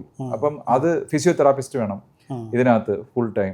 അപ്പം അങ്ങനെ കുറേ അധികം ഈ സീനിയർ ഫ്രണ്ട്ലി ആയിട്ടുള്ള, അതായത് ആക്റ്റീവ് സീനിയർ ലിവിങ്ങിനെ സപ്പോർട്ട് ചെയ്യുന്ന കുറേ അധികം പിന്നെ അമ്യൂണിറ്റീസ് ആണ് ഇത് ബിൽഡ് ചെയ്തിരിക്കുന്നത്. അപ്പോൾ അതെല്ലാം റൺ ചെയ്യാനുള്ള ആൾക്കാർ വേണം. അപ്പോൾ അവരെല്ലാവരും ഇതിനകത്ത് ഇതിൻ്റെ ഭാഗമാണ്. അപ്പോൾ അവരുടെ ആ കോസ്റ്റ് ആ കാര്യങ്ങളെല്ലാം ഈ പറഞ്ഞ മന്ത്ലി മെയിൻ്റനൻസിൻ്റെ ഭാഗമാണ്. മൂന്നാമത്തേന്ന് പറഞ്ഞാൽ ഓപ്ഷണൽ സർവീസസ്. ഓപ്ഷണൽ സർവീസ് എന്ന് പറഞ്ഞു കഴിഞ്ഞാൽ ഇപ്പം നമുക്ക് ഇതിനകത്ത് സലൂൺ ആൻഡ് സ്പാ ഉണ്ട്. അപ്പോൾ സലൂൺ ആൻഡ് സ്പായിനകത്ത് നമുക്ക് ഒരു പെർട്ടിക്കുലർ എന്താ പറയുക ട്രീറ്റ്മെൻറ്റ് ചെയ്യണം നമ്മുടെ ഫേസിന്, അല്ലെങ്കിൽ നമ്മുടെ ഹെയറിന് ഒരു പെർട്ടിക്കുലർ ഇത് ചെയ്യണം. അപ്പോൾ അതിന് we can actually like pay and use. സാധാരണ നമ്മൾ പുറത്ത് പോയി ചെയ്യുന്നവർ ഇതിനകത്ത് തന്നെ ചെയ്യാം. ഇപ്പം നമുക്ക് ഈ പറഞ്ഞ പോലെ എന്താണ്, ഇപ്പോൾ നമുക്കൊരു ഒരു ഫേമസ് ആയിട്ടുള്ള ഒരു ഷെഫിനെ നമ്മുടെ പ്രോജക്റ്റിലേക്ക് കൊണ്ടുവന്ന് നമ്മുടെ ബർത്ത്ഡേ പാർട്ടി ചെയ്യണം. അപ്പോൾ അതിനൊരു പാർട്ടി ത്രോ ചെയ്യണം. So you will come and cook for you. അതെല്ലാം ഇവർ അറേഞ്ച് ചെയ്ത് തരും. നമ്മൾ ഇതിനും തിരക്കി പുറത്തു കൊണ്ട് ഇപ്പൊ നമുക്ക് കുറേ അധികം വസ്തുക്കളുണ്ട്, അല്ലെങ്കിൽ കുറേ അധികം എന്താ പറയുക ഇൻവെസ്റ്റ്മെന്റ്സ് ഉണ്ട്. അപ്പൊ ഇത് ഹാൻഡിൽ ചെയ്യാൻ ഒരാൾ വേണം എന്ന് വിചാരിക്കുക. നമുക്ക് വയസ്സായി നമുക്ക് ഹാൻഡിൽ ചെയ്യാൻ പറ്റുന്നില്ല, മാനേജ് ചെയ്യാൻ ഒരാൾ വേണം. അതിന് ഒരാളിനെ അവർക്ക് തരാൻ പറ്റും. നമുക്ക് നമ്മുടെ ബില്ല് എഴുതണം, ബില്ല് പ്രിപ്പയർ ചെയ്യണം, റൈറ്റ്? അത് അവർ പ്രിപ്പയർ ചെയ്ത് തരും. അങ്ങനെ ഒരുപാട് സർവീസസ് അതിനകത്ത് ഓപ്ഷണലുണ്ട്. നമുക്ക് പേ ചെയ്ത് നമുക്ക് ചെയ്യാവുന്ന സർവീസസ് ഉണ്ട്. അപ്പൊ ഈ 3 കാര്യങ്ങളാണ് ശരിക്കും പറഞ്ഞതിനകത്ത് വരുന്നത്. ഈ 3-നൂടെയാണ് ശരിക്കും ഈ മെയിൻ്റനൻസ് കോസ്റ്റ് വരുന്നത്. അതിൽ ഞാൻ ഈ പറഞ്ഞ ഒന്നാമത്തെയും രണ്ടാമത്തെയും കാര്യങ്ങൾ ചേർത്തിട്ട് ഒരു ഫിക്സഡ് മെയിൻ്റനൻസ് കോസ്റ്റും, അതിൽ ഫുഡ് ഓപ്ഷനിലാണ്. ഫുഡ് നമ്മൾ കഴിക്കുന്ന അനുസരിച്ച് നമ്മൾ പേ ചെയ്താൽ മതി, പെർ മീൽ പേ ചെയ്താൽ മതി. ഫുഡ് നമ്മൾ 5 times ഫുഡ് വേണമെന്നുണ്ടെങ്കിൽ കഴിച്ചാൽ മതി. അതെ, 5 times ആണ് ഫുഡ് പ്രൊവൈഡ് ചെയ്യുന്നത്. Both veg and non veg ഉണ്ട്. മീൽസ് പോർഷൻസ് ആയിട്ടാണ് കൊടുക്കുന്നത്. അത് ഈ ഭയങ്കര ഡയറ്റ് എന്താ പറയുക വയസ്സായ ആൾക്കാർ കഴിക്കുന്ന പോലത്തെ ഫുഡ് ഒന്നുമില്ല. We are giving good food, quality food in portions. അവരുടെ ഹെൽത്ത് കണ്ടീഷൻ, ബിക്കോസ് ഈ പ്രോജക്റ്റിലോട്ട് വരുമ്പോൾ തന്നെ ഒരു എൻറോൾമെന്റ് പ്രോസസ് ഉണ്ട്. അതിന്റെ ഭാഗമായിട്ട് നമ്മൾ ആ സമയത്തുള്ള അവരുടെ ഹെൽത്ത് കണ്ടീഷൻ എല്ലാം അനലൈസ് ചെയ്ത് അവരുടെ ഒരു ഡയറ്റ് പ്ലാനും അവരുടെ ടേസ്റ്റും. ഇപ്പൊ ചില ആൾക്കാർക്ക് സൺഫ്ലവർ ഓയിൽ കുക്ക് ചെയ്യണം, ചില ആൾക്കാർക്ക് കോക്കനട്ട് ഓയിൽ കുക്ക് ചെയ്യണം. സോ അതിനെയൊക്കെ ബേസ് ചെയ്തിട്ടാണ് അവരുടെ പിന്നെ അതിനെ ബേസ് ചെയ്തിട്ടാണ് ആ മെനുവും അവരുടെ കാര്യങ്ങളൊക്കെ ഫിക്സ് ചെയ്യുന്നത്. ആ മെനുവിൽ ഇല്ലാത്ത ഫുഡ് അവർക്ക് വേണമെങ്കിൽ അവർക്ക് ഓപ്ഷനിൽ പോയിട്ട് എന്ത് ചെയ്യാം, ഷെഫിനോട് പറഞ്ഞാൽ ഷെഫ് എന്ത് ചെയ്യും, അത് പ്രിപ്പയർ ചെയ്ത് കൊടുക്കും. അതിന് സെപ്പറേറ്റ് ചെയ്യണമെന്ന് മാത്രമേ ഉള്ളൂ. അപ്പോൾ ഇങ്ങനെയാണ് അത് ഫംഗ്ഷൻ ചെയ്യുന്നത്. അപ്പോൾ ഫുഡ് ഇതിൽ സെപ്പറേറ്റ് ആണ്. ബാക്കിയുള്ളതിനെല്ലാം കൂടെ ചേർത്തിട്ട് somewhere around 15 to 20 rupees per square foot. ഇപ്പം നമ്മളിപ്പോൾ നോർമൽ ഒരു അപ്പാർട്ട്മെന്റ് മേടിച്ച് കഴിഞ്ഞാൽ എങ്ങനെ പോയാലും ഒരു 5 രൂപ പെർ സ്ക്വയർ ഫീറ്റ് ഇപ്പം എന്ത് വരുന്നുണ്ട്, മെയിൻ്റെനൻസ് വരുന്നുണ്ട്. അവിടെ അതിൻ്റെ ഒരു 15 rupees. അപ്പോൾ നമ്മൾ മെയ്ഡിന് വെച്ചാൽ ഇപ്പോൾ 20,000 rupees ആവും. അപ്പോൾ ഇതിനകത്ത് നമ്മുടെ 2 bedroom വന്നു കഴിഞ്ഞാൽ 2 bedroom cost you somewhere around 20,000 rupees max monthly maintenance. ഒരു മെയ്ഡിനെ ഇപ്പം നമ്മൾ ഫുൾ ടൈം വെച്ച് കഴിഞ്ഞാൽ നമുക്ക് 20,000 ഒന്നും കിട്ടിയല്ല. അതെ, അപ്പം സർവീസ് ശരിയാണ്. അത് മാത്രമല്ല മെയ്ഡ് 2 ദിവസം വന്നില്ലെങ്കിൽ നമ്മൾ പെട്ടുപോകും ചെയ്യും. ഇവിടെ ഇപ്പൊ ആ കുഴപ്പമില്ല. കാര്യം വെച്ചിട്ടുണ്ടെങ്കിൽ അവർ തന്നെ ട്രെയിൻ സ്റ്റാഫാണ്. അത് മാത്രമല്ല അവർ ഉപയോഗിക്കുന്ന ഇപ്പം അവർ കോമൺ ഏരിയ ക്ലീൻ ചെയ്യുന്നത് വളരെ അഡ്വാൻസ് ആയിട്ടുള്ള എക്യുപ്മെന്റ്സ് വെച്ചിട്ടാണ് ക്ലീൻ ചെയ്യുന്നത്. സാധാരണ ഒരു 5 star പ്രോപ്പർട്ടി മെയിൻറ്റെയിൻ ചെയ്യുന്ന പോലെ തന്നെയാണ് അവർ മെയിൻറ്റെയിൻ ചെയ്യുന്നത്. അപ്പം ഒന്ന് മെയിൻലി എന്നാന്ന് ചോദിച്ചു കഴിഞ്ഞാൽ സീനിയർ സിറ്റിസൺസിന് അതായത് അസുഖം വരാതെ അവരെ എപ്പോഴും ആക്റ്റീവായിട്ട് നിർത്തുക, അടുത്തൊരു ലെവലിലേക്ക് പോകാതെ ആക്റ്റീവായിട്ട് നിർത്തുക എന്നുള്ളത് തന്നെയാണ്. കുറേ കമ്മ്യൂണിറ്റി എൻഗേജിങ് ആക്ടിവിറ്റീസ് ഉണ്ട്, കുറേ ആക്ടിവിറ്റീസ് ഇങ്ങനെ ബാക്ക് ടു ബാക്ക് ഇങ്ങനെ വന്നുകൊണ്ടേയിരിക്കും. അപ്പോൾ അതെല്ലാം തന്നെയാണ് ശരിക്കും. പിന്നെ അവരുടെ ഈ വയസ്സായ ആൾക്കാരെ സംബന്ധിച്ചിടത്തോളം ഇപ്പോൾ നമ്മൾ ഈ നഴ്സിംഗ് സ്റ്റേഷൻ ഉണ്ട്. അപ്പോൾ നഴ്സ് ഒരു ദിവസം ഒരു പ്രാവശ്യം പോയി കാണുന്നു എന്ന് പറഞ്ഞു കഴിഞ്ഞാൽ അതൊരു ഹോസ്പിറ്റലിൽ പോലെ ചിന്തിക്കരുത്. നഴ്സ് വന്ന് കാണുന്നത് എന്തിനാണെന്ന് വെച്ചാൽ ഈ വയസ്സായ ആൾക്കാർ പലപ്പോഴും അവരുടെ മക്കളോട് പറയാൻ മടിക്കുന്ന കുറേ കാര്യങ്ങളുണ്ട്. ഇപ്പോൾ എനിക്ക് ഒരു ചെറിയ BP വേരിയേഷൻ ഉണ്ട്, അല്ലെങ്കിൽ ഞാൻ ഈ പറഞ്ഞ സമയത്ത് മരുന്ന് കഴിച്ചില്ല എന്നുള്ള കാര്യങ്ങളൊക്കെ അവരൊരിക്കലും അവരുടെ മക്കളോട് വന്ന് പറയണമെന്നില്ല, മക്കളോട് അവർ ഓപ്പൺ അപ്പ് ആവണമെന്നില്ല. പക്ഷെ അതൊക്കെ ഒരു ക്വാളിഫൈഡ് നേഴ്സ് വരികയും ഡെയിലി അവരോട് സംസാരിക്കുകയും അവരുടെ വൈറ്റൽ സയൻസ് എല്ലാം മോണിറ്റർ ചെയ്യുമ്പം വളരെ ഈസി ആയിട്ട് അവർക്ക് ട്രാക്ക് ചെയ്യാൻ പറ്റും. അതിനാണ് നഴ്സ് എന്ന് പറഞ്ഞാൽ ഒരിക്കലും അവിടെ മറ്റേ ഒരു ഹോസ്പിറ്റലൈസേഷൻ സിറ്റുവേഷൻ അല്ല, ഇതൊരു ഹോസ്പിറ്റലല്ല. ക്ലിനിക് എന്ന് പറഞ്ഞു കഴിഞ്ഞാൽ അവരുടെ വെൽബീയിങ് അന്വേഷിക്കാനായിട്ട് ഒരു ഫിസിഷ്യൻ വന്ന് പോകുന്നതല്ലാതെ അവിടെ കിടത്തി ചികിത്സിക്കുകയോ അങ്ങനത്തെ കാര്യങ്ങളൊന്നുമില്ല. അതേസമയം ഇവർക്ക് എല്ലാവർക്കും ഫോൾ ഡിറ്റക്ഷൻസ് ബാൻഡ് ഉണ്ട് അവരുടെ കയ്യിൽ. If they are about to fell right, അങ്ങനത്തെ ഒരു സിറ്റുവേഷൻ വന്ന് അപ്പം തന്നെ അലാംസ് പോവും. അവരുടെ കുട്ടികൾക്ക് അലാംസ് പോവും, ഈ പറഞ്ഞ നഴ്സിംഗ് സ്റ്റേഷനോട് അലാം പോവും. അവരുടെ അപ്പാർട്ട്മെന്റ് ലോക്ക്ഡ് ആണെങ്കിൽ, അകത്തുനിന്ന് ലോക്ക്ഡ് ആണെങ്കിൽ പുറത്തുനിന്ന് ഓപ്പൺ ചെയ്യാനുള്ള പ്രൊവിഷൻ ഈ പറഞ്ഞ അവിടുത്തെ മെഡിക്കൽ ഫെസിലിറ്റി കൈകാര്യം ചെയ്യുന്ന ആൾക്കാർക്കുണ്ടാവും. അവർ ഡോർ ഓപ്പൺ ചെയ്യും. ഇപ്പം അവരവരുടെ ടോയ്ലറ്റ്സിനകത്താണ് പെട്ടിരിക്കുന്നെങ്കിൽ ടോയ്ലറ്റ്സ് വരെ അവർക്ക് എന്ത് ചെയ്യാൻ പറ്റും, ഡോർ ബ്രേക്ക് ചെയ്യാതെ ഓപ്പൺ ചെയ്യാനുള്ള ഫെസിലിറ്റി ഉണ്ട്. ഓപ്പൺ ചെയ്ത് അവരെ അവിടെ നിന്ന് ലിഫ്റ്റ് ചെയ്ത് അവരുടെ ഹോസ്പിറ്റൽ, ഏത് ഹോസ്പിറ്റലിലേക്കാണ് അവർ എത്തിക്കേണ്ട ഹോസ്പിറ്റലിൽ എത്തിക്കുന്നതിന് മുമ്പ് തന്നെ ആ ഹോസ്പിറ്റലിന്റെ കാഷ്വാലിറ്റിയിൽ അവരുടെ ഹെൽത്ത് റെക്കോർഡ്സ് ഓൺ സ്ക്രീൻ വരുകയും ചെയ്യും. അത്രയും അഡ്വാൻസ് ആണ് സിറ്റുവേഷൻ നമ്മൾ പ്ലാൻ ചെയ്തത്. Because we have BLS ambulance, basic life support എന്ന് വെച്ചാൽ വെന്റിലേറ്റർ ഒഴികെ ബാക്കിയുള്ള എല്ലാ സൗകര്യങ്ങളും അതിനകത്തുണ്ട്. അപ്പോൾ നമ്മുടെ കൂടെ ഇപ്പോൾ ഒരു ഹസ്ബൻഡ് വൈഫ് താമസിക്കുകയാണെങ്കിൽ, ഹസ്ബൻഡ് ഫോളോ ആവുകയാണെങ്കിൽ അല്ലെങ്കിൽ വൈഫ് ഫോളോ ആവുകയാണെങ്കിൽ കൂടെ നിൽക്കുന്ന ആളൊന്നും നോക്കേണ്ട കാര്യമില്ല. there are people to support them. സാധാരണ ഒറ്റയ്ക്ക് താമസിക്കുമ്പോൾ ഒരു പ്രശ്നം അതൊക്കെയാണ്. കാരണം എന്താണെന്ന് വെച്ച് കഴിഞ്ഞാൽ കൂടെയുള്ള ആൾക്ക് എന്തെങ്കിലും പറ്റി കഴിഞ്ഞാൽ മറ്റേ ആൾ പാനിക്കാവും. അപ്പോൾ അങ്ങനെയുള്ള പ്രശ്നങ്ങളാണ്. അപ്പോൾ ആരെ വിളിക്കേണ്ട, എന്താ വിളിക്കേണ്ടതെന്ന് അറിയാൻ നിങ്ങൾ ഒരിക്കലും ഇപ്പം ഒരാളാണെങ്കിൽ പോലും ഒരിക്കലും ഒറ്റയ്ക്ക് ആവുകയില്ല. ബിക്കോസ് അത്രയും കെയർ ചെയ്യുന്ന ആൾക്കാർ ആൾക്കാരാണ്. പിന്നെ ഇതിനകത്ത് എനിക്കൊരു ക്വസ്റ്റ്യൻ, ഞാനൊരു കസ്റ്റമറായിട്ട് സീനിയർ കസ്റ്റമറായിട്ട് സംസാരിച്ച് കഴിഞ്ഞപ്പം ചോദിച്ച ഒരു ക്വസ്റ്റ്യൻ എന്താണെന്ന് വെച്ച് കഴിഞ്ഞാൽ, നോർമലി ഇത് കൂടാതെ എന്തെങ്കിലും പ്ലസ് ചാർജസ് വരും, എന്തെങ്കിലും ഹിഡൻ ചാർജസ് ഉണ്ടോ? ഇങ്ങനെ ഹിഡൻ ചാർജസ് നമ്മൾ സാധാരണ ഇതൊരു ടിപ്പിക്കൽ റിയൽ എസ്റ്റേറ്റ് പ്രോഡക്റ്റ് ആണ്. നമ്മളൊരു അപ്പാർട്ട്മെന്റ് വാങ്ങുമ്പോഴത്തേക്കും അതിൽ നമ്മൾ കൊടുക്കുന്ന GST 5% GST നമ്മൾ പേ ചെയ്യും. നമ്മൾ അറൗണ്ട് ഒരു 5% സ്റ്റാറ്റ്യൂട്ടറി പേ ചെയ്യും, right? And we will pay the other charges like registration, stamp duty, അതെല്ലാം സെയിം ആണ്. മെയിൻ്റനൻസ് കോസ്റ്റിനകത്ത് ഞാൻ ഈ പറഞ്ഞ അത് ഒന്നാമത്തെയും രണ്ടാമത്തെയും എല്ലാം ഫിക്സഡ് കോസ്റ്റ് ആണ്. അത് നമ്മൾ പേ ചെയ്യുന്നു. ദെൻ ഫുഡ് കഴിക്കുന്ന അനുസരിച്ച് നമ്മൾ ഫുഡിന് സെപ്പറേറ്റ് മീൽസിന് പേ ചെയ്യുന്നു. ദെൻ നമ്മൾ എന്തെങ്കിലും ഈ പറഞ്ഞ ഓപ്ഷണൽ സർവീസസ് അവൈൽ ചെയ്യുവാണെങ്കിൽ അതിന് നമ്മൾ എന്ത് ചെയ്യുന്നു? നമ്മൾ കാശ് കൊടുക്കുന്നു. അതിന് അവർക്ക് ഒരു ആപ്പ് ഉണ്ട്. ആ ആപ്പിൽ നിന്ന് ശരിക്കും പറഞ്ഞാൽ നിങ്ങൾക്ക് നിങ്ങളുടെ എന്ത് സർവീസ് വേണമെന്നുള്ളത് നിങ്ങൾക്ക് എന്ത് ചെയ്യാൻ സെലക്ട് ചെയ്യാം. സെലക്ട് ചെയ്ത് കഴിഞ്ഞ് കഴിഞ്ഞാൽ നിങ്ങൾ അവൈൽ ചെയ്ത് കഴിയുമ്പോഴത്തേനും മന്ത് അവസാനിക്കുമ്പോഴത്തേക്കും നിങ്ങൾ പോസ്റ്റ് പെയ്ഡ് ആയിട്ടാണ് പേ ചെയ്യുന്നത്. അഡീഷണൽ വരുന്ന സ്പെൻഡ് എല്ലാം. സോ അങ്ങനെ അവർക്ക് മോണിറ്റർ ചെയ്യാനും അവർക്ക് പിന്നെ അവരുടെ ബിൽസ് അടയ്ക്കണം. ഇപ്പോൾ അവരുടെ അപ്പാർട്ട്മെന്റിലെ കറണ്ട് ബില്ല് അല്ലെങ്കിൽ അവരുടെ ഫോൺ ബില്ല്, വൈഫൈ ബില്ല്, ഇതൊക്കെ അടയ്ക്കണമെങ്കിൽ അതൊക്കെ അവർ അടച്ചു തരും. അതിന് ഒപ്പം ഞാൻ പറഞ്ഞു ഇതിന് പിന്നാലെ ഒന്നും പോണ്ട. നമ്മൾ ജീവിതം മാത്രം ഫോക്കസ് ചെയ്താൽ, നമ്മുടെ വെൽബീയിങ് മാത്രം ഫോക്കസ് ചെയ്താൽ മതി. വേറൊരു കസ്റ്റമറുമായിട്ട് സംസാരിച്ച് കഴിഞ്ഞപ്പോഴത്തേന് പുള്ളിക്ക് എന്താണെന്ന് വെച്ച് കഴിഞ്ഞാൽ ഒരു ഇൻവെസ്റ്റ്മെൻറ്റ് ഓപ്ഷൻ, അതായത് ഫ്യൂച്ചറിൽ ഇപ്പം വലിയ പ്രായമായിട്ടൊന്നുമില്ല നമ്മളെപ്പോലെ തന്നെ, പക്ഷേ പുള്ളിക്ക് കുറച്ച് കഴിഞ്ഞിട്ട് വന്ന് താമസിച്ചാൽ മതി. ഇപ്പോൾ വേണ്ട, പുള്ളിയും ഹൈദരാബാദിലാണ്, അവിടെ ഇപ്പോൾ ഒരു ബിസിനസ് റൺ ചെയ്തുകൊണ്ടിരിക്കുകയാണ്. പക്ഷേ താല്പര്യമുണ്ട്, കാരണം മക്കളൊക്കെ വെളിയിലാണ്. അപ്പം ഒരു കൂടി വന്നു കഴിഞ്ഞാൽ 10-12 വർഷം കഴിയുമ്പോഴത്തേന് പുള്ളിക്ക് ഇങ്ങനത്തെ ഒരു കമ്മ്യൂണിറ്റിയിൽ താല്പര്യമുണ്ട്. അപ്പം പുറത്തൊക്കെ പോയപ്പോഴത്തേന് കണ്ടിട്ടുണ്ട്, പക്ഷേ ഇങ്ങനത്തെ ഒരു കമ്മ്യൂണിറ്റി ഇന്ത്യയിലുണ്ടോ എന്നുള്ളൊരു ഡൗട്ടായിരുന്നു. അപ്പം പരസ്യം കണ്ട് വിളിച്ചതാണ്. പുള്ളി പറഞ്ഞു അത്രയും സമയം, അതായത് ഞാനിപ്പോൾ എടുത്തിട്ട് ഞാനൊരു 10 വർഷം ഞാൻ ഇത് അടച്ചിടുവാണ്. അപ്പം അതിനകത്ത് എനിക്ക് ഇൻവെസ്റ്റ്മെൻറ്റിൽ എനിക്ക് റിട്ടേൺ കിട്ടാനായിട്ടുള്ള, അതായത് റെൻ്റൽ റിട്ടേൺ കിട്ടാനുള്ള സാധ്യതയുണ്ടോ? ഇപ്പോൾ ഫുള്ളി ഫർണിഷ്ഡ് ആണല്ലോ കൊടുക്കുന്നത്. അങ്ങനെ വന്നു കഴിയുമ്പോഴത്തേന് എനിക്ക് എത്രയായിരിക്കും ഏകദേശം ഒരു റെൻ്റൽ റിട്ടേൺ കിട്ടുന്നതെന്ന് പറഞ്ഞൊരു ക്വസ്റ്റ്യൻ വന്നു.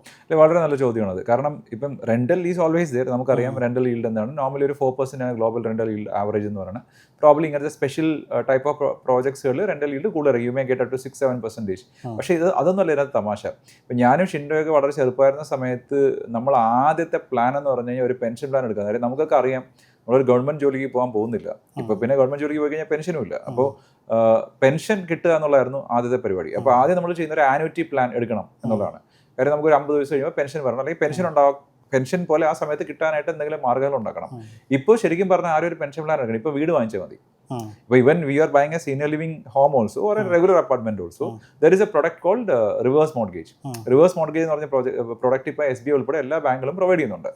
അതിൽ അവർ പറയുന്നത് എന്താ വെച്ച് കഴിഞ്ഞാൽ, ഇപ്പോൾ നിങ്ങൾക്ക് ഒരു 2 കോടിയുടെ വീടുണ്ടെന്ന് വിചാരിക്കാം. ഓക്കെ, നിങ്ങൾക്ക് വേറെ ഇൻകം ഒന്നുമില്ല. ഒരു 60 വയസ്സ് കഴിഞ്ഞ ഒരു കസ്റ്റമർ ആണെങ്കിൽ, അല്ലെങ്കിൽ അയാളുടെ ഹസ്ബൻഡ് വൈഫ് എടുക്കുമ്പോഴത്തേക്കും വൈഫിന് ആരെങ്കിലും ഒരാൾക്ക് 55 വയസ്സും മറ്റേ ആൾക്ക് 60 വയസ്സിന് മുകളിലുണ്ടെങ്കിൽ അവർക്ക് അവരുടെ പ്രോപ്പർട്ടി, ഈ വീട് ബാങ്കിലേക്ക് പ്ലഡ്ജ് ചെയ്ത് റിവേഴ്സ് മോർഗേജ് ചെയ്ത് നമുക്ക് ലോൺ എടുക്കാം. ആ ലോൺ എന്താ ചെയ്യണമെന്ന് പറഞ്ഞു കഴിഞ്ഞാൽ, ബാങ്ക് എല്ലാ മാസവും ഒരു നിശ്ചിത എമൗണ്ട് ആയിട്ട് നിങ്ങൾക്ക് ഇങ്ങോട്ട് തരും. ഇപ്പൊ നിങ്ങൾ 2 കോടിയുടെ വീടുണ്ട്, നിങ്ങൾ ഒരു 1.5 കോടി ലോൺ എടുക്കുന്നു. ആ 1.5 കോടി ഒരുമിച്ച് നിങ്ങളെ തരാതെ നിങ്ങൾക്ക് എന്ത് ചെയ്യും, നിങ്ങൾക്ക് എത്രയാണ് മന്ത്ലി ആവശ്യമുള്ളത് അടുത്ത 20 വർഷത്തേക്ക് 25 വർഷത്തേക്ക് ബാങ്ക് നിങ്ങൾക്ക് ഇങ്ങോട്ട് തരികയാണ്. നമ്മൾ ഇൻഷുറൻസിന്റെ പെൻഷൻ പാൽ എടുക്കുന്ന പോലെ തന്നെ. അതുപോലെ നിങ്ങൾ നിങ്ങളുടെ ജീവിതകാലം മുഴുവൻ, നിങ്ങൾക്കും നിങ്ങളുടെ ഭാര്യ ഭർത്താവ് ആരാന്ന് വെച്ച് കഴിഞ്ഞാൽ അവർക്കും നിങ്ങളുടെ ജീവിതകാലം മുഴുവൻ ആ വീട്ടിൽ താമസിക്കാം. നിങ്ങളുടെ വീട്ടിൽ നിന്ന് ആരും ഇറക്കി വിടുകയില്ല. അത് കഴിഞ്ഞ് നിങ്ങളുടെ കാലം കഴിയുമ്പോഴത്തേനും നിങ്ങളുടെ മക്കൾക്ക് ആ ബാങ്കിന് എത്രയാണോ പേ ചെയ്യേണ്ടത് അത് പേ ചെയ്തിട്ട് ആ പ്രോപ്പർട്ടി തിരിച്ചെടുക്കുകയോ, അല്ലെങ്കിൽ ബാക്കി എത്രയാണോ ഉള്ളത് ആ പൈസ ബാങ്കിന്റെ മേടിച്ചിട്ട് സെറ്റിൽ ചെയ്യാം. അപ്പൊ ശരിക്കും പറഞ്ഞാൽ ഇപ്പൊ വീട് മേടിച്ചാൽ മതി, നമ്മൾ എന്ത് ചെയ്യണ്ട, പെൻഷൻ പ്ലാൻ എടുക്കണ്ട. അപ്പൊ സീനിയർ ലിവിംഗ് ഹോം എടുത്തു കഴിഞ്ഞാൽ നമ്മൾ അവിടുത്തെ മന്ത്ലി ഉള്ള മെയിൻ്റെനൻസിനും മറ്റു കാര്യങ്ങൾക്കൊന്നും നമ്മൾ പ്രത്യേകിച്ച് വേറെ ഇൻകത്തിനെ ആശ്രയിക്കേണ്ട ആവശ്യം. നമ്മുടെ ഈ മറ്റു അപ്പാർട്ട്മെന്റുകൾക്കും ഇത് എല്ലാത്തിനും ഉണ്ട്. വീടുണ്ടെങ്കിൽ ഈ പറഞ്ഞ ഏജ് ക്രൈറ്റീരിയ ബാധകമുണ്ടെന്ന് മാത്രമേ ഉള്ളൂ. So they can take A reverse mortgage. പിന്നെ ഇതിനകത്ത് വേറൊരു ക്വസ്റ്റ്യൻ വരുന്നത് എന്താണെന്ന് വെച്ചാൽ, ഇപ്പം ഈ ക്വസ്റ്റ്യൻ അത്ര ഒരു ഇതല്ല, ക്വസ്റ്റ്യൻ അല്ല. കാരണം ഊബർ അതുപോലത്തെ ഓല അങ്ങനത്തെ സർവീസുകൾ ഇപ്പം നമുക്ക് സെക്കൻഡ്സ് ഉള്ളിൽ നമുക്ക് എത്തുന്നുണ്ട്. എങ്കിൽ പോലും ഒരു ക്വസ്റ്റ്യൻ വന്നതെന്നാന്ന് വെച്ച് കഴിഞ്ഞാൽ, അവിടെ നമുക്ക് എന്തെങ്കിലും വെഹിക്കിൾ സപ്പോർട്ട്, അതായത് പുറത്തേക്കൊന്ന് പോകണം, ഷോപ്പിങ്ങിന് പോകണം, ഇല്ല ഒരു സിനിമ കാണാൻ പോകണം, നമ്മൾ വണ്ടി എടുക്കുന്നില്ല, അപ്പോൾ എന്തെങ്കിലും ഒരു സ്പെഷ്യൽ വെഹിക്കിൾ സപ്പോർട്ട് അങ്ങനെയുള്ള. അതെ, നമുക്ക് ശരിക്കും നമ്മുടെ service provider is always keeping cabs, chauffeur driven cabs ഉണ്ട്. അത് നമ്മുടെ സാധാരണ, ഞാൻ പറഞ്ഞത് ഇതൊക്കെ മോർ ഓർ ലെസ് ഒരു 4 സ്റ്റാർ ഒരു 5 സ്റ്റാർ ഹോട്ടലിൽ താമസിക്കുന്ന പോലെ ഉണ്ട്. അപ്പോൾ നമ്മളൊരു അതിൻ്റെ ലോബിയിലേക്ക് വിളിച്ചിട്ട് എനിക്കൊരു ക്യാബ് വേണം എന്ന് പറയുന്നു. അപ്പോൾ ഒരു ക്യാബ് പ്രൊവൈഡ് ചെയ്യുന്നു. അവിടെ നമ്മുടെ ഒരു നീറ്റ് ആൻഡ് ക്ലീൻ ആയിട്ടുള്ള വളരെ എക്സ്പീരിയൻസ് ആയിട്ടുള്ള ഒരു ഡ്രൈവർ വരുന്നു. അവർ ഡെയിലി അയാൾ ആ സിസ്റ്റത്തിന്റെ ഭാഗമാണ്, അയാൾ അതിൻ്റെ ഒരു എംപ്ലോയി ആണ്. അപ്പോൾ നമ്മൾ ഡെയിലി കാണുന്ന ആളാണ്. നമ്മൾക്ക് അറിയാത്ത ഒരാളുടെ കൂടെ പോകേണ്ട ഒരു അവസ്ഥയും വരുന്നില്ല. ഇപ്പോൾ രാത്രിയൊക്കെ നമ്മൾ കുറച്ച് വയസ്സൊക്കെ ആയി കഴിഞ്ഞാൽ രാത്രി 2 മണിക്ക് 1 മണിക്ക് നമ്മൾ എയർപോർട്ടിൽ നമുക്ക് വീട്ടിലേക്ക് വരണം എന്ന് പറയുമ്പോൾ വളരെ റിസ്ക് ഫാക്ടേഴ്സ് ഉണ്ട്. ഇതൊന്നുമില്ല, അവർ വരും, അവർ നമ്മളെ പിക്ക് ചെയ്യും, നമ്മൾ ഡെയിലി കാണുന്ന ആൾക്കാരല്ലേ, ദാറ്റ് ഈസ് ഓൾവേസ് ദേർ. പിന്നെ വേറൊരു ഇതെന്നാന്ന് വെച്ച് കഴിഞ്ഞാൽ ഇപ്പം കൊളംബിയ പസഫിക് ആണല്ലോ നമ്മുടെ സർവീസ് പ്രൊവൈഡർ. അവരുടെ ഇപ്പം നമ്മൾ പുറത്തുള്ള കസ്റ്റമേഴ്സുമായിട്ട് പലരുമായിട്ട് സംസാരിച്ച് കഴിക്കുമ്പോൾ കൊളംബിയ പസഫിക് എന്ന് പറഞ്ഞപ്പോൾ തന്നെ അവർക്കെല്ലാം നല്ലപോലെ അറിയാം, അവരാണോ പ്രൊവൈഡ് ചെയ്യുന്നത്, അവർ നിങ്ങളോ ടൈപ്പ് ആയോ എന്നുള്ളൊരു ഇത് വരുന്നുണ്ട്. അത് ശരിക്കും പറഞ്ഞാൽ അത് അറിയാൻ മേലാത്ത ആൾക്കാരും ഉണ്ട്. അപ്പോൾ അവർക്ക് വേണ്ടി കൊളംബിയ പസഫിക്കിനെ കുറിച്ച് എന്താണ് നമുക്കൊരു കൊളംബിയ പസഫിക് കമ്മ്യൂണിറ്റീസ് എന്ന് പറയുന്നത് ശരിക്കും ഈ സീനിയർ ലിവിംഗിൽ അവർ ദേ ആർ ദ പയനിയേഴ്സ്. ഇപ്പോൾ നമ്മൾ ഗൂഗിളൊക്കെ ചെയ്ത് കഴിഞ്ഞാൽ they are the number 1 right. And അവർ ഏതാണ്ട് 1940 മുതൽ ഈ പറയുന്ന പെർട്ടിക്കുലർ സെഗ്മെൻറ്റിൽ ദേ ആർ ദ പയനിയേഴ്സ്. US-ലാണ് സ്റ്റാർട്ട് ചെയ്ത്. അവർ ഇന്ന് ലോകത്ത് ഏതാണ്ട് എല്ലാ രാജ്യങ്ങളിലും അവർ ഈ പറഞ്ഞ സീനിയർ ലിവിംഗ് സർവീസസ് പ്രൊവൈഡ് ചെയ്യുന്നുണ്ട്. അവരെന്നെ ബിൽഡ് ചെയ്ത് കൊടുക്കുന്നുണ്ട്, അതുപോലെ തന്നെ അവർ എന്ത് ചെയ്യുന്നുണ്ട്, അവർ സർവീസ് പ്രൊവൈഡറായിട്ട് പ്ലേ ചെയ്യുന്നുണ്ട്. ഇപ്പം നമ്മുടെ കൂടെ അവർ സർവീസ് പ്രൊവൈഡറായിട്ടാണ് പ്ലേ ചെയ്യുന്നത്. അപ്പോൾ ഈ കൊളംബിയ പസഫിക് കമ്മ്യൂണിറ്റീസിൻ്റെ കൂടെ പാർട്ണർ ആവാൻ പറ്റിയതാണ് നമ്മളെ സംബന്ധിച്ചുള്ള ഏറ്റവും വലിയ ഭാഗ്യം എന്ന് പറയുന്നത്, അല്ലെങ്കിൽ നമ്മളെ സംബന്ധിച്ച് ഏറ്റവും വലിയ കാര്യം എന്ന് പറഞ്ഞാൽ. കാര്യം അവരുടെ എക്സ്പെർട്ടൈസ് ആണ് ശരിക്കും നമ്മുടെ ഡിസൈനിൽ കാണുന്നത്. ഇപ്പോൾ എങ്ങനെ ഒരു സീനിയർ ലിവിംഗ് ഹോം ഡിസൈൻ ചെയ്യണമെന്ന് പറഞ്ഞു കഴിഞ്ഞാൽ നമുക്ക് നമ്മുടെ റെഗുലർ അപ്പാർട്ട്മെന്റ്സ് ഡിസൈൻ ചെയ്ത് നല്ല പരിചയമുണ്ട്. പക്ഷെ ഞങ്ങൾക്ക് അറിയില്ല എങ്ങനെയാണ് ഒരു സീനിയർ ലിവിംഗ് എന്താ കാര്യങ്ങൾ ശ്രദ്ധിക്കണം. ഇപ്പം ഞാൻ ഈ പറഞ്ഞ പോലെ ഷാർപ്പ് എഡ്ജസ് പാടില്ല, അല്ലെങ്കിൽ നമ്മൾ ഏത് ടൈപ്പ് ഓഫ് TV ആണ് വെക്കേണ്ടത്, ഏത് ടൈപ്പ് ഓഫ് നമുക്ക് സോഫ്റ്റ് കുഷൻസ് യൂസ് ചെയ്യാൻ പറ്റില്ല. നമ്മൾ ഫർണിച്ചർ നമുക്ക് only we can use hard cushions, right. അതുപോലെ തന്നെ നമുക്കൊരു പിന്നെ നമ്മുടെ ടോയ്ലറ്റ്സ് സെറ്റ് ചെയ്യുമ്പോഴത്തേനും നമുക്ക് പ്രോപ്പർ ഹാൻഡ് റെയിൽസ് വേണം, ആൻറ്റി സ്കിഡ് ഫ്ലോറിംഗ് വേണം. അങ്ങനെ കുറേ കാര്യങ്ങളുണ്ട് ഇതിനകത്ത്. ഒരാളുടെ വീൽ ചെയർ ഇരുന്നിട്ട് അയാൾക്ക് കുക്ക് ചെയ്യാൻ പറ്റണം, അയാളുടെ സ്വന്തം കാര്യങ്ങൾ നോക്കാൻ പറ്റണം. അപ്പോൾ അതനുസരിച്ചിട്ടായിരിക്കണം ഫർണിഷിംഗ് ഒക്കെ അറേഞ്ച് ചെയ്യേണ്ടത്. അപ്പോൾ ഈ ഡിസൈൻ ആസ്പെക്ട്സിലെല്ലാം തന്നെ, അതുപോലെ അതിനകത്ത് വരുന്ന അമ്യൂണിറ്റീസ്, ഇപ്പം നമ്മൾ കിച്ചൺ സെറ്റ് ചെയ്യുമ്പോഴത്തേക്കും ഞങ്ങൾക്ക് ഇതുവരെ റെസ്റ്റോറൻറ്റ് നടത്തി പരിചയമില്ലല്ലോ, നമുക്ക് ക്ലിനിക്ക് നടത്തി പരിചയമില്ലല്ലോ, നമുക്ക് ഫിസിയോതെറാപ്പി ചെയ്ത് പരിചയമില്ലല്ലോ, നമുക്ക് സ്വിമ്മിംഗ് പൂൾ ചെയ്ത് കൊടുത്ത് പരിചയമില്ല, നമുക്ക് തെറാപ്പി പൂൾ ചെയ്ത് കൊടുത്ത് പരിചയമില്ല. അപ്പോൾ അതിനെല്ലാം നമുക്ക് ഗുണം ആവുന്നത് ഈ പറഞ്ഞ കൊളംബിയ പസഫിക്കിൻ്റെ എക്സ്പെർട്ടൈസ് ആണ്. They have that long time experience, 65-70 ഇയേഴ്സിൻ്റെ എക്സ്പെർട്ടൈസ് ഇല്ലേ, ദാറ്റ്സ് വാട്ട്. നമ്മളിപ്പോൾ എറണാകുളത്ത് വരുന്ന ഫസ്റ്റ് പ്രൊജക്റ്റ്, അതിൻ്റെ ഒരു പിന്നെ ലൊക്കേഷന്, പിന്നെ ഒരു കസ്റ്റമറിന് അത് മേടിക്കാനായിട്ട് താല്പര്യപ്പെട്ടെങ്കിൽ എന്താണ് അതിൻ്റെ ഒരു പ്രൊസീജിയർ? നമ്മൾ എറണാകുളത്ത് നമ്മുടെ പ്രോജക്റ്റ് വരുന്നത് പൂക്കാട്ടുപടിയാണ്, Aluva Pookattupadi, near Rajagiri hospital. Apartment വാങ്ങാനായിട്ട് നമ്മൾ സാധാരണ എൻക്വയറി ചെയ്യുന്ന പോലെ എൻക്വയറി ചെയ്യുക, നമ്മുടെ സെയിൽസ് ടീമിനെ മീറ്റ് ചെയ്യുക. ഞങ്ങൾ ഇതിൻ്റെ ഒരു ഒഫീഷ്യൽ ലോഞ്ച് വെച്ചിരിക്കുന്നത് നവംബർ 10-ാം തീയതിയാണ്. ഞങ്ങൾക്കൊരു നിർബന്ധമുള്ള കാര്യം എന്താണെന്ന് വെച്ച് കഴിഞ്ഞാൽ കസ്റ്റമർ ശരിക്കും ഇതിൻ്റെ ഒരു സാമ്പിൾ അപ്പാർട്ട്മെൻറ്റ് നമ്മൾ ചെയ്യുന്നുണ്ട്. അപ്പോൾ ആ സാമ്പിൾ അപ്പാർട്ട്മെൻറ്റ് നമ്മൾ നവംബർ 10-ാം തീയതി ഇനോഗ്രേറ്റ് ചെയ്യണം. അപ്പം ആ അപ്പാർട്ട്മെൻറ്റ് വന്ന് കണ്ട് ഇതെന്താണെന്ന് മനസ്സിലാക്കി വാങ്ങണം എന്നാണ് നമ്മുടെ ആഗ്രഹം. അതൊന്ന്. 2 എന്ന് പറഞ്ഞു കഴിഞ്ഞാൽ കൊളംബിയ പസഫിക് കമ്മ്യൂണിറ്റീസിൻ്റെ കോയമ്പത്തൂരോ അല്ലെങ്കിൽ ബാംഗ്ലൂരോ ഉള്ള പ്രോജക്റ്റുകളുണ്ട്. അവിടെ ഓൾറെഡി കംപ്ലീറ്റ് ചെയ്ത് ആളുകൾ താമസിക്കുന്ന പ്രോജക്റ്റുകളുണ്ട്. അവിടെ പോയി അവരുടെ കൂടെ 1-2 ദിവസം സ്റ്റേ ചെയ്ത് അവരോട് സംസാരിച്ച് അവിടുത്തെ ഫെസിലിറ്റീസ് എല്ലാം എക്സ്പീരിയൻസ് ചെയ്തതിന് ശേഷം വാങ്ങണമെന്ന് ഞങ്ങൾ റിക്വസ്റ്റ് ചെയ്യാറുണ്ട്. അപ്പോഴേ ശരിക്കും പറഞ്ഞാൽ ഇത് എന്താണെന്നുള്ളത് ആൾക്കാർക്ക് കൃത്യമായിട്ട് മനസ്സിലാവുള്ളൂ. സാധാരണ അപ്പാർട്ട്മെൻറ്റ് വാങ്ങുന്ന പോലെയാണ് എൻക്വയറിയും പ്രോസസ്സും സൈറ്റ് വിസിറ്റ്സും ഡിസ്കഷനും എല്ലാം ആസ് നോർമൽ. ഈ ഒരു പ്രൊജക്റ്റിൻ്റെ complete sales and marketing asset ഹോംസിൻ്റെ ആയിട്ടാണ് വരുന്നത്. അപ്പോൾ ഏതെങ്കിലും ഒരു കസ്റ്റമർ, ഇപ്പോൾ ഒരു കസ്റ്റമർ ഞങ്ങളോട് ചോദിച്ചതാണ്, ഇപ്പോൾ കൊളംബിയ പസഫിക്കിനെ കുറിച്ച് നമ്മൾ പറഞ്ഞു കഴിഞ്ഞപ്പം അവരുടെ ആരുമായിട്ട് നമുക്ക് ഇതിനു മുമ്പ് സംസാരിക്കാൻ പറ്റുമോ എന്നുള്ളൊരു. അതെ, അത് വളരെ ഇമ്പോർട്ടൻ്റ് ആണ്. കാരണം വെച്ചിട്ടുണ്ടെങ്കിൽ ഇതിൻ്റെ service provider Columbia Pacific community ആയതുകൊണ്ട് നമ്മളൊരു ഇതിനകത്തൊരു അപ്പാർട്ട്മെൻറ്റ് വാങ്ങിക്കഴിയുമ്പോഴത്തേനും നമുക്കൊരു വെൽക്കം കോൾ വരുമല്ലോ. ആദ്യം നമ്മൾ ബുക്കിംഗ് ചെയ്ത് ഇനിഷ്യേറ്റ് ചെയ്ത് കഴിഞ്ഞാൽ വെൽക്കം കോൾ വരും. ആ വെൽക്കം കോൾ നമ്മൾ സാധാരണ നമ്മുടെ അസറ്റ് ഹോമിൻ്റെ ഒരു അപ്പാർട്ട്മെൻറ്റ് മേടിക്കുമ്പോൾ ഒരാൾക്കൊരു വെൽക്കം കോൾ പോകാറുണ്ട്. അവരോട് ഈ പറഞ്ഞ ഈ അപ്പാർട്ട്മെൻറ്റുമായിട്ട് ബന്ധപ്പെട്ടുള്ള എല്ലാ വിവരങ്ങളും കൊടുക്കാറുണ്ട്. ഇവരുടെ സൈഡിൽ നിന്ന്, കൊളംബിയ പസഫിക്കിൻ്റെ സൈഡിൽ നിന്ന് they will also do a welcome call. അവർ വെൽക്കം കോൾ ചെയ്തിട്ട് എന്തൊക്കെയാണോ സർവീസ്, ഞാൻ നേരത്തെ പറഞ്ഞ ABC ഈ ഓപ്ഷനിലും അല്ലാതെയുള്ള സർവീസസ് എന്തൊക്കെയാണെന്നുള്ളതിനെ കുറിച്ച് വളരെ വിശദമായിട്ട് അവരോട് സംസാരിക്കും. അവരോട് സംസാരിച്ച് അവരുടെ ഒരാൾ നമ്മുടെ ഓഫീസിലുണ്ടാവും. ഇപ്പം നമുക്കിത് സൈറ്റിൽ തന്നെ ഒരു ഓഫീസുണ്ട് ഈ പൂക്കാട്ടുപടി. അപ്പോൾ അവിടെ കൊളംബിയ പസഫിക്കിൻ്റെ ഒരു റെപ്രസെൻറ്റേറ്റീവ് ഉണ്ടാവും. അവർ ഈ കസ്റ്റമറോട് വളരെ പിന്നെ കാര്യമായിട്ടിരുന്ന ഒരു 1-2 മണിക്കൂർ സ്പെൻഡ് ചെയ്ത് ഈ കാര്യങ്ങളെല്ലാം എക്സ്പ്ലെയിൻ ചെയ്ത് കൊടുത്ത് അവർ ഓക്കെ പറഞ്ഞതിന് ശേഷം മാത്രമേ അവരെ എൻറോൾ ചെയ്യുള്ളൂ.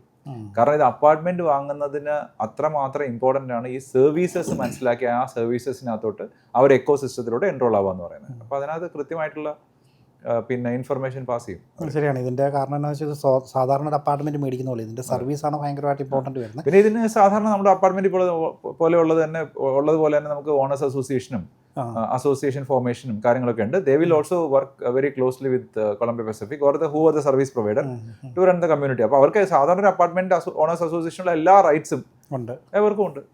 സാധാരണ ഒരു അപ്പാർട്ട്മെന്റിൽ ഒരു മെയിൻ്റെനൻസ് ഒരു ഏജൻസി ആയിരിക്കുമല്ലോ ഏൽപ്പിക്കുന്നത്. അത് ചിലപ്പം അസറ്റ് ആദ്യം കൊടുക്കുന്ന ഏജൻസി ചിലപ്പം കണ്ടിന്യൂ ചെയ്ത് പോകാം. ചിലപ്പോൾ അവർ ഒരു 5 വർഷം കഴിഞ്ഞിട്ട് ഇത് വേണ്ട എന്ന് പറഞ്ഞൊരു ഏജൻസിയെ മാറ്റാം എന്ന് പറഞ്ഞ പോലെ ഇതിനൊരു സാധ്യതയുണ്ടോ? ഉണ്ട്.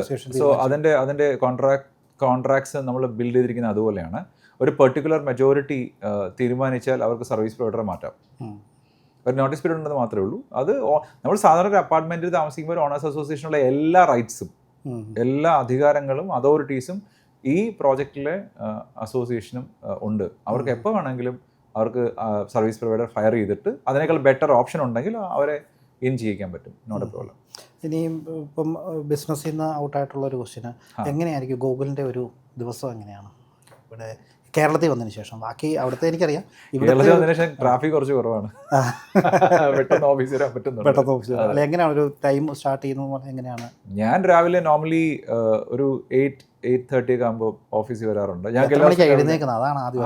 എഴുന്നേൽക്കുന്ന ഒരു 6 മണി 5. ഞാൻ ഈ ക്വസ്റ്റ്യൻ ചോദിക്കുന്നത് എന്തിനാണെന്ന് ഇപ്പം നമ്മുടെ ഒരു ജനറേഷനായിട്ടുള്ള സെയിൽസ് പേഴ്സൺസ് ഉണ്ട് ഇപ്പോഴത്തെ, അതായത് പിന്നെ ജെൻസി എന്ന് പറയുന്ന ഗ്രൂപ്പിൽപ്പെട്ട ഒരു പിന്നെ സെയിൽസ് പേഴ്സൺസ് ഉണ്ട്. ഞാൻ സുനിൽ സാറിനോട് ഈ ക്വസ്റ്റ്യൻ ചോദിച്ചായിരുന്നു. അപ്പം അതിനകത്ത് വെച്ചാൽ എനിക്ക് ഭയങ്കരമായിട്ടൊരു ഡിഫറൻസ് ഫീൽ ചെയ്യുന്നുണ്ട്. നമ്മുടെ സമയത്തുള്ള ഒരു സെയിൽസ് പേഴ്സണും ഇപ്പോഴത്തെ ഒരു പുതിയ സെയിൽസ് പേഴ്സണും തമ്മിൽ എനിക്ക് ഭയങ്കരമായിട്ടുള്ള ഒരു ഡിഫറൻസ് ഫീൽ ചെയ്യുന്നുണ്ട്. കാരണം നമ്മൾ ഒക്കെ ഭയങ്കരമായിട്ട് ചലഞ്ച് ഏറ്റെടുക്കുമായിരുന്നു. നമ്മൾ വർക്ക് ചെയ്ത സമയം അങ്ങനെയായിരുന്നു. ഇപ്പം പക്ഷേ ആൾക്കാർക്ക് എന്താണെന്ന് വെച്ചാൽ പിള്ളേർക്ക് ഒരു ജോലി കിട്ടി, അതിനുശേഷം അവർക്ക് ഒരു പ്രഷർ ഹാൻഡിൽ ചെയ്യാനായിട്ട് പറ്റുന്നില്ല. അപ്പം അവർക്ക് എന്തെങ്കിലും ഒരു അഡ്വൈസ് ആയിട്ടാണ് ഞാൻ ഈ ഒരു ക്വസ്റ്റ്യൻ ചോദിച്ചത്. അല്ല, നമ്മുടെ കാലത്ത് നമ്മുടെ തൊട്ട് മുമ്പ് ജനറേഷൻ നമ്മളെക്കുറിച്ച് ഇത് ഏതാണ്ട് ഇങ്ങനെയൊക്കെ ആയിരിക്കും പറഞ്ഞിട്ടുണ്ട്. ഇതൊരു ക്ലീശയാണ് ശരിക്കും പറഞ്ഞത്. നമ്മളിങ്ങനെ അല്ല. ഇപ്പോഴത്തെ പിള്ളേരൊക്കെ വളരെ മിടുക്കന്മാരാണ്.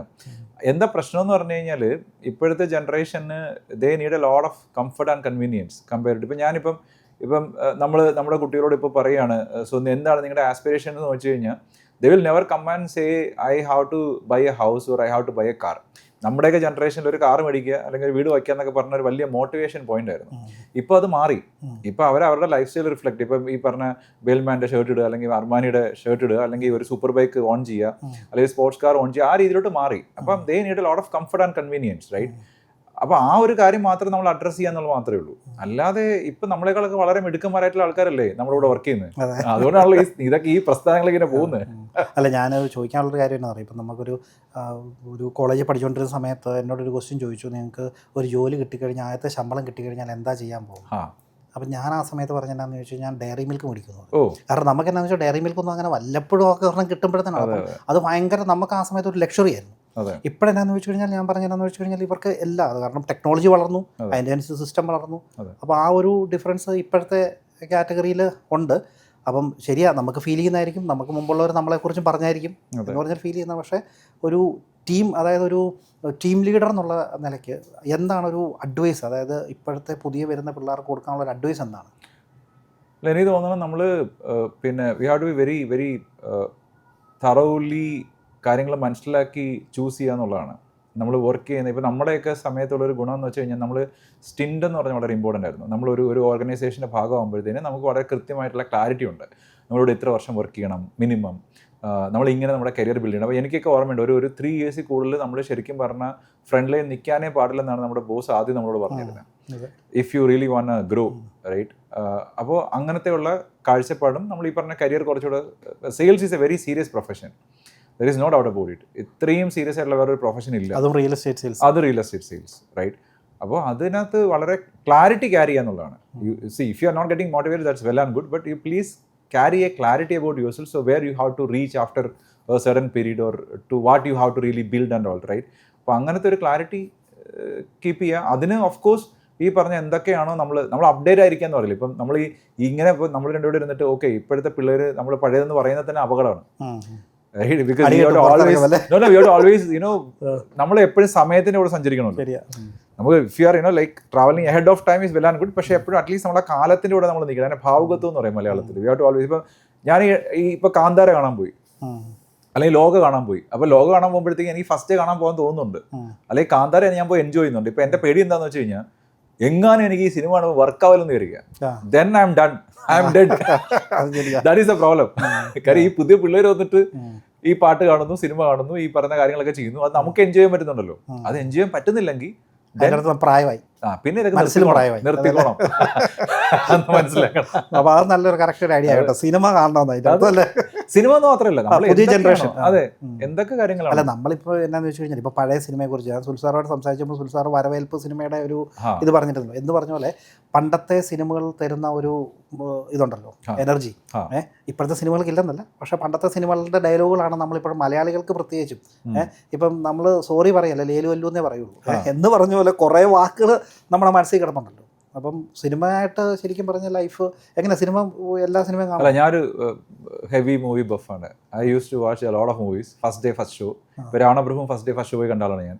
ഇപ്പോഴും സമയം കിട്ടുന്നുണ്ടോ? അതൊക്കെ ഞാൻ മാനേജ് ചെയ്യും. I use to read books, I use to have ഞാൻ യൂട്യൂബിലും ഇൻസ്റ്റയിലും ഒരുപാട് കോണ്ടന്റ് കൺസ്യൂം ചെയ്യുന്നതാണ്. ഞാൻ സിനിമ കാണാൻ പോകും, ഫുഡ് കഴിക്കാൻ പോകും, ട്രാവൽ ചെയ്യും, എല്ലാ പരിപാടിയും ഉണ്ട് ഇതിന്റെ കൂട്ടത്തിൽ. പക്ഷേ നല്ല ഫിറ്റായിട്ടാണല്ലോ ഇരിക്കുന്നത്, അതുകൊണ്ട് ഫുഡ് എന്ന് പറഞ്ഞിട്ട് വിശ്വസിക്കാൻ പറ്റുന്നില്ല.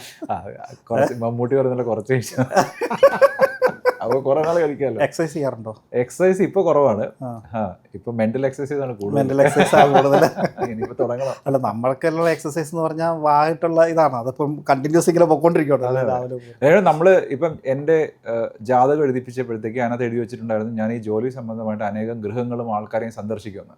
അപ്പോൾ ഞാൻ കുട്ടിക്കാലത്ത് ചോദിച്ചത് ഞാൻ ഒന്നുകിൽ പോസ്റ്റ്മാൻ ആവും, അല്ലെങ്കിൽ മറ്റേ KSEB മറ്റേ മീറ്റർ റീഡിങ്ങിന് വരുന്ന ആളാവും. അപ്പൊ ഇവർ രണ്ടുപേരാണ് നമുക്ക് അറിയുന്ന ഗൃഹങ്ങൾ സന്ദർശിക്കുന്നില്ല. അതെ, അപ്പൊ ഞാൻ ഈ സെയിൽസ് വന്നല്ലോ. അപ്പൊ കഴിഞ്ഞ 10-20 വർഷമായിട്ട് നമ്മൾ ചെയ്തുകൊണ്ടിരിക്കുന്ന ഓരോ ദിവസം നമ്മൾ പുതിയ ആൾക്കാരെ കാണുക, പുതിയ ഫാമിലീസിനെ പരിചയപ്പെടുവാണ്, പുതിയ ആൾക്കാരെ കാണുവാണ്. അപ്പൊ അത് തരുന്ന ഒരു എനർജി ഭയങ്കര വലുതല്ലേ. We made a lot of people, എണ്ണിയെടുക്കാൻ പറ്റത്തില്ലല്ലോ. പിന്നെ ഇവരുമായിട്ടൊക്കെ നല്ല റാപ്പുമാണ്, നല്ല റിലേഷൻഷിപ്പാണ്.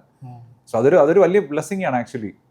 അത്രയും ആൾക്കാർ ശരിയാണ്. നമ്മൾ റിയൽ എസ്റ്റേറ്റ് ഫീൽഡിൽ ഞാൻ പലപ്പോഴും എൻ്റെ പല ആൾക്കാരും പറഞ്ഞിരിക്കുന്നതെന്ന് വെച്ചാൽ നിങ്ങൾ നല്ലൊരു സർവീസാണ് പ്രൊവൈഡ് ചെയ്യുന്നത്. കാരണം കസ്റ്റമറിന് കറക്റ്റായിട്ടുള്ളൊരു പ്രൊഡക്റ്റ് നമ്മൾ കൊടുക്കുന്നുണ്ടെങ്കിൽ ദാറ്റ്സ് എ സർവീസ്. അതായത് അവർക്ക് അതിൻ്റെ പ്ലസും മൈനസും എല്ലാം പറഞ്ഞു തന്നെയാണ് നമ്മൾ കൊടുക്കുന്നത്. പിന്നെ ഇപ്പം നമ്മൾ വർക്ക് ചെയ്യുന്ന കമ്പനിയെ ബേസ് ചെയ്ത് കമ്പനിയുടെ ഒരു ക്വാളിറ്റിയും ഭയങ്കര ഇമ്പോർട്ടൻ്റ് ആണ്. അപ്പം പണ്ട് എൻ്റെ ഒരു അനുഭവം പറയാം. ഞാൻ പണ്ട് ഡൽഹിയിലൊക്കെ വർക്ക് ചെയ്തുകൊണ്ടിരുന്ന സമയത്ത് എന്നാന്ന് വെച്ചാൽ നമുക്ക് ഒരു കസ്റ്റമറിനെ കണ്ടിട്ട് നമുക്ക് മാനസികമായിട്ട് വിഷമം വരും, അയ്യോ പാവത്തിന് ഞാൻ പറ്റിക്കുവാണല്ലോ, അങ്ങനെ ഒരു ഫീലിംഗ് നമുക്ക് വരാറുണ്ടായിരുന്നു. അപ്പം എനിക്കറിയാം ആ പ്രൊഡക്റ്റ് കൊള്ളിയല്ല, പക്ഷെ നമ്മുടെ ജോലി ഇതായിട്ട് വരുമ്പോൾ നമുക്കത് സെല്ല് ചെയ്യണമായിരുന്നു. അതിന് ശേഷം കസ്റ്റമറുമായിട്ട് സെല്ല് ചെയ്തതിന് ശേഷം കസ്റ്റമർ റിലേഷനിലേക്ക് കസ്റ്റമർ മാറിക്കഴിഞ്ഞാൽ പിന്നെ ആ കസ്റ്റമറായിട്ട് ഒരു ബന്ധവുമില്ല, കസ്റ്റമർ നമ്മളെ കണ്ടാൽ തല്ലും. അതങ്ങനത്തെ സിറ്റുവേഷനിലേക്കാണ് അവിടുത്തെയൊക്കെ ഒരു ഇത് പോയിക്കൊണ്ടത്. പക്ഷേ കേരളത്തിലേക്ക് വന്നു കഴിഞ്ഞപ്പം, അല്ലെങ്കിൽ ഈ റെറ പോലത്തെ ഉള്ള ഇത് വന്നതിന് ശേഷം എന്നാന്ന് വെച്ച് കഴിഞ്ഞാൽ ഈ പ്രൊഡക്റ്റിൻ്റെ ക്വാളിറ്റി നല്ലതാണ്. കേരളത്തിൽ പ്രത്യേകിച്ച്, കേരളത്തിൽ അങ്ങനെ ഒരു പ്രശ്നമേ ഇല്ല. ഏത് ബിൽഡേഴ്സിനെ എടുത്ത് നോക്കിക്കഴിഞ്ഞാലും ക്വാളിറ്റി ഓഫ് ഒരു ഇത് തന്നെയാണ്. പിന്നെ കേരളത്തിലെ കസ്റ്റമർ കൂടുതൽ ക്വസ്റ്റ്യൻ ചെയ്യുന്നവരാണ്, നമ്മളെക്കാളും കൂടുതൽ അറിയാവുന്നവരാണ്. അങ്ങനത്തെ കുറച്ച് കാര്യങ്ങളോട് നമുക്ക് ഇപ്പം നമുക്കിപ്പം വോൾഫ് ഓഫ് വാൾ സ്ട്രീറ്റ് കാണിക്കുന്ന പോലെ ആരും ഇപ്പോൾ ഇക്വിറ്റി സെല്ല് ചെയ്യുന്നില്ലല്ലോ. ഇല്ല, ഇപ്പോൾ വളരെ കൃത്യമായിട്ടാണ് ആൾക്കാർ സെല്ല് ചെയ്യുന്നത്. പിന്നെ ആൾക്കാർക്ക് ഇപ്പോൾ ഉണ്ടായ ഒരു മാറ്റം എന്ന് വെച്ച് കഴിഞ്ഞാൽ ആളുകളെ സംബന്ധിച്ച് അവർക്ക് they really don't like to get sold.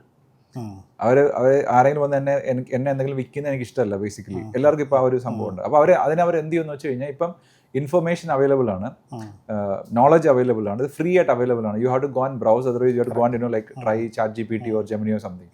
അപ്പോൾ അവർ പോയിട്ട് they do a lot of research.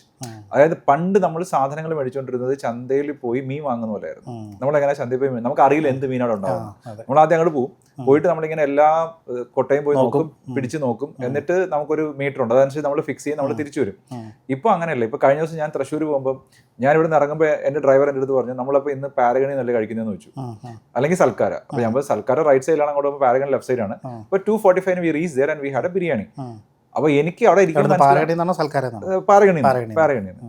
പക്ഷെ അവിടെ ഇരിക്കുമ്പോൾ എനിക്ക് മനസ്സിലാവുന്ന കാര്യം അവിടെ ഇരിക്കുന്ന 99% ആൾക്കാരും അവർ വീട്ടിൽ നിന്ന് ഇറങ്ങുമ്പോൾ തന്നെ അവർ ഫിക്സ്ഡ് ആണ്. പാരഗണിൽ അവർ ഇറങ്ങുന്നു, അവിടെ നിന്ന് ബിരിയാണി കഴിക്കുന്നു, അല്ലെങ്കിൽ ഇന്നത് കഴിക്കുന്നു. ഇപ്പൊ ആൾക്കാരുടെ ടേസ്റ്റ് അങ്ങനെ. ഇപ്പം നമ്മുടെ അടുത്ത് വരുന്ന കസ്റ്റമേഴ്സ് ഇല്ലേ, ഇപ്പം ഞാൻ മീറ്റ് ചെയ്യുന്ന കസ്റ്റമർ ഉണ്ട് സൈറ്റിൽ വീക്കെൻഡ്സിൽ, അവർ ഓൾമോസ്റ്റ് മോറോലെസ് അവർ ഫിക്സ്ഡ് ആണ് brand. I want buy from Asset Homes, I want. പിന്നെ അതിൽ പ്രശ്നം വരുന്നതെന്ന് വെച്ച് കഴിഞ്ഞാൽ ഒന്നുകിൽ ഈ റെഫറൻസ് ചോദിക്കുമ്പോൾ ആരെങ്കിലും എന്തെങ്കിലും പറയുന്നതോ, അല്ലെങ്കിൽ അങ്ങനത്തെ കാര്യങ്ങളല്ലാതെ, അല്ലെങ്കിൽ അവിടെ ഇരിക്കുന്ന സെയിൽസ് മാനേജറിന്റെ പ്രശ്നം കാരണം പൊട്ടിപ്പോകുന്നു അല്ലാതെ ഒന്നും. Otherwise is more or less it is fixed. ഇപ്പൊ ശരിക്കും ഞാനിപ്പോൾ മാർക്കറ്റിംഗ് ടീമിനോട് പറയാറുണ്ട്, ഇപ്പൊ സെയിൽസ് ടീം അല്ല സെല്ല് ചെയ്യുന്നത്, നൗ മാർക്കറ്റിംഗ് ഈ selling, right? And you are only doing transaction.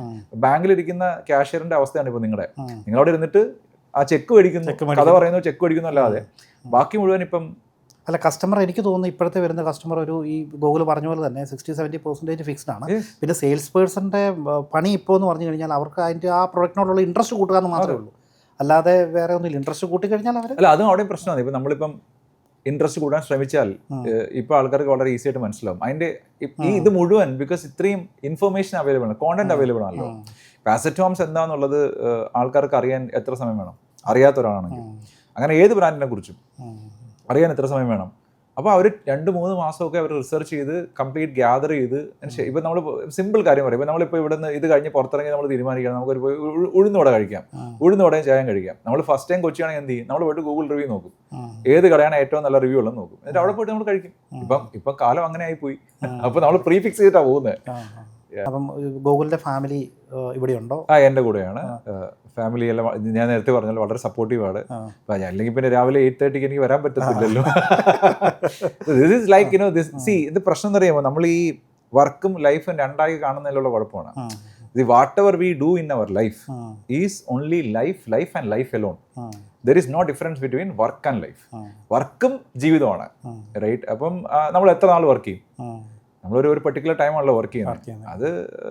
അത് കഴിയുമ്പോഴത്തേക്ക് നമ്മൾ എന്ത് ചെയ്യും? നമ്മൾ വേറെ ഒരുപാട് കാര്യങ്ങൾ ചെയ്യും. അല്ല, ഇപ്പോൾ സീനിയർ സിറ്റിസൺ ലിവിങ്ങിൻ്റെയും യങ്ങർ ഹാർട്ട് എന്നൊക്കെ പറഞ്ഞുകൊണ്ടാണ് പല ആൾക്കാരും ഇപ്പം നമ്മൾ സംസാരിച്ചപ്പം നല്ല രീതിയിൽ സംസാരിച്ച് തുടങ്ങിയപ്പോഴത്തേന് അറിയുന്നത് ഈ പല ആൾക്കാരും വർക്കിൽ ഭയങ്കരമായിട്ട് ബിസി ആയിരിക്കും. എന്തിനു വേണ്ടിയാണ് അവർ വർക്ക് ചെയ്യുന്നതെന്ന് ചോദിച്ചു കഴിഞ്ഞാൽ റിട്ടയർമെൻറ്റ് ലൈഫിന് വേണ്ടിയാണ്. അതെ, ആ ഒരു ഇതിലാണല്ലോ ഇപ്പം വർക്ക് പോയിക്കൊണ്ടിരിക്കുന്നത്, അതായത് റിട്ടയർമെൻറ്റ് ലൈഫ് എൻജോയ് ചെയ്യാൻ വേണ്ടി. അപ്പോൾ ആ സമയത്ത് അപ്പം ഞാൻ ചോദിക്കുന്ന ഈ ഒരു ബിസി ആയിട്ടുള്ള ഷെഡ്യൂളിലും ഇത് രണ്ടും നല്ല രീതിയിൽ മാനേജ് ചെയ്തല്ലേ കൊണ്ടുപോകുന്നത്? അതെ, അത് ചെയ്യാൻ പറ്റുന്നുണ്ട്. സി അത് നമ്മൾ ഈ പേർപ്പസ് മനസ്സിലാക്കിയാൽ മതി, why we are doing it, right? ഇപ്പോൾ നമുക്ക് ഓഫ് കോഴ്സ് ഇപ്പോൾ എനിക്കും ഷിൻഡോയ്ക്കൊക്കെ നമ്മളൊരു പെർട്ടിക്കുലർ ഏജ് എത്തുന്നവരെ ഫിനാൻഷ്യൽ ഫ്രീഡം എന്ന് പറഞ്ഞ അപ്രാപ്യമായിരുന്നു. ഇപ്പോൾ നമുക്ക് മോറൽലെസ് നമുക്ക് പ്രശ്നമില്ലാത്തൊരു സിറ്റുവേഷനിലൊക്കെ നമ്മൾ ലാൻഡ് ചെയ്തിട്ടുണ്ട്. അത് ലാൻഡ് ചെയ്തതിൻ്റെ കാരണം ഈ പറഞ്ഞ കഴിഞ്ഞൊരു 20-25 വർഷമുള്ള നമ്മുടെ ഓട്ടം തന്നെയാണ്. അതെല്ലാവരും ചെയ്യുന്നുണ്ട്. അത് ലോകത്തെ ഏറ്റവും വലിയ സമ്പന്നനായിട്ടുള്ള വ്യക്തിയും ഇത് ചെയ്യുന്നുണ്ട്, നമ്മളും ചെയ്യുന്നുണ്ട്. പിന്നെ അത് കഴിയുമ്പോൾ ഉള്ള ജീവിതം എന്ന് പറയുന്നത് വളരെ ഇമ്പോർട്ടൻ്റ് ആണ്. അപ്പോൾ ഇതിന് വലിയ സ്ട്രെസ്സും പ്രശ്നങ്ങളൊന്നുമില്ല. അപ്പോൾ അത് പ്രോപ്പറായിട്ട് ഹാൻഡിൽ ചെയ്ത് കൊണ്ടുപോവുക. അപ്പോൾ അതിന് ഇങ്ങനത്തെ നല്ല പ്രോജക്റ്റുകളിലേക്ക് മാറുക, അവിടെ താമസിക്കുക, നമ്മുടെ സമാന മനസ്കരായ ആൾക്കാരുടെ അടുത്ത് സംവദിക്കുക, അവരുമായിട്ട് കണക്റ്റ് ആവുക എന്നുള്ളതാണ്. ഈ ഓഫീസ് ടൈമിങ്ങിൽ ഇപ്പം രാവിലെ 8:30 ആകുമ്പോഴത്തേനും ഓഫീസിൽ വരുന്നു, അതിനുശേഷം ഒരു ദിവസം ഞാൻ ജസ്റ്റ് ചുമ്മാന്ന് അറിയാൻ വേണ്ടിയുള്ള ചോദിച്ചാണ്, എത്ര കസ്റ്റമേഴ്സിനെ കാണുമായിരിക്കും ഒരു ദിവസം? എനിക്ക് കസ്റ്റമറെ കാണാൻ പറ്റുന്നത് വളരെ കുറവാണ്. ബിക്കോസ് ഞാൻ ഈ പറഞ്ഞ ഡിഫറെൻറ്റ് ഫംഗ്ഷൻസ് ഹാൻഡിൽ ചെയ്യുന്നതുകൊണ്ട് കസ്റ്റമറെ കിട്ടുന്നത് വളരെ കുറവാണ്. അതാണ് ഇപ്പോൾ ഏറ്റവും വലിയ ബുദ്ധിമുട്ടും. കാര്യം നമ്മൾ ഏത് റോളിൽ ഇരുന്ന് കഴിഞ്ഞാലും ഗ്രൗണ്ടിൽ എന്ത് നടക്കുന്നു എന്നുള്ള അറിയുന്നത് വളരെ ഇമ്പോർട്ടൻ്റ് ആണ്. അപ്പോൾ ഗ്രൗണ്ടിൽ പോകണം, കസ്റ്റമറെ കാണണം, സംസാരിക്കണം, അപ്പോഴേ നമുക്ക് മാർക്കറ്റ് സെൻസ് ചെയ്യാൻ പറ്റും. ഇപ്പോൾ കഴിഞ്ഞ ദിവസം ഞങ്ങളുടെ ഒരു ഡിസ്കഷൻ വന്നപ്പോൾ ഞാൻ സാറിനോട് പറഞ്ഞു, എൻ്റെ ഇപ്പോഴും ഞാൻ ഫേസ് ചെയ്യുന്നൊരു വലിയ പ്രശ്നം എന്ന് പറഞ്ഞു കഴിഞ്ഞാൽ, ഇപ്പോൾ എനിക്ക് 40 വയസ്സാകാൻ പോവാണ്. ഞാനിപ്പോൾ ഇന്ന് കാണുന്ന ബഹുഭൂരിപക്ഷം കസ്റ്റമേഴ്സ് എന്നേക്കാൾ 10 വയസ്സ് ഇളയത്. നമ്മൾ നേരത്തെ അങ്ങനെ അല്ലായിരുന്നു, റൈറ്റ്? നമ്മളെക്കാൾ പ്രായമുള്ളവരോ അല്ലെങ്കിൽ നമ്മുടെ സമാന പ്രായക്കാരായിരുന്നു. ഇപ്പോൾ ഒരു 10 വയസ്സ് ഇളയ ആൾക്കാരാണ്. അപ്പോൾ ഞാൻ പറഞ്ഞു, I don't want to wear a blazer, I have to wear a Adidas tee and go sit with them and chit chat and close the deal and come back, right? അപ്പോൾ അവരുടെ ആ എനർജി, ആ വൈബിൽ നിൽക്കുക എന്ന് പറഞ്ഞു കഴിഞ്ഞാൽ വളരെ important അല്ലേ? അപ്പോൾ മാക്സിമം ആൾക്കാരെ കാണാൻ ശ്രമിക്കാറുണ്ട്, മാക്സിമം യങ്സ്റ്റേഴ്സിനെ കാണാൻ ശ്രമിക്കരുത്. കാരണം വെച്ചിട്ടുണ്ടെങ്കിൽ വിൽ ഗെറ്റ് അപ്ഡേറ്റഡ് വിത്ത് ദം. അല്ല, പിന്നെ നമ്മുടെ ഒരു ടീം, ഇപ്പം അസറ്റിൻ്റെ ടീം എനിക്കറിയാം എല്ലാം യങ്സ്റ്റേഴ്സ് ആയിട്ടുള്ള ആൾക്കാരാണ്. അപ്പം ചെറുപ്പക്കാരോട് ജീവിച്ചു കഴിഞ്ഞാൽ ഓട്ടോമാറ്റിക്കലി നമ്മളും ചെറുപ്പമായി പോകും. അത് ശരിയാണ്. നമ്മൾ you always excited to work with youngsters.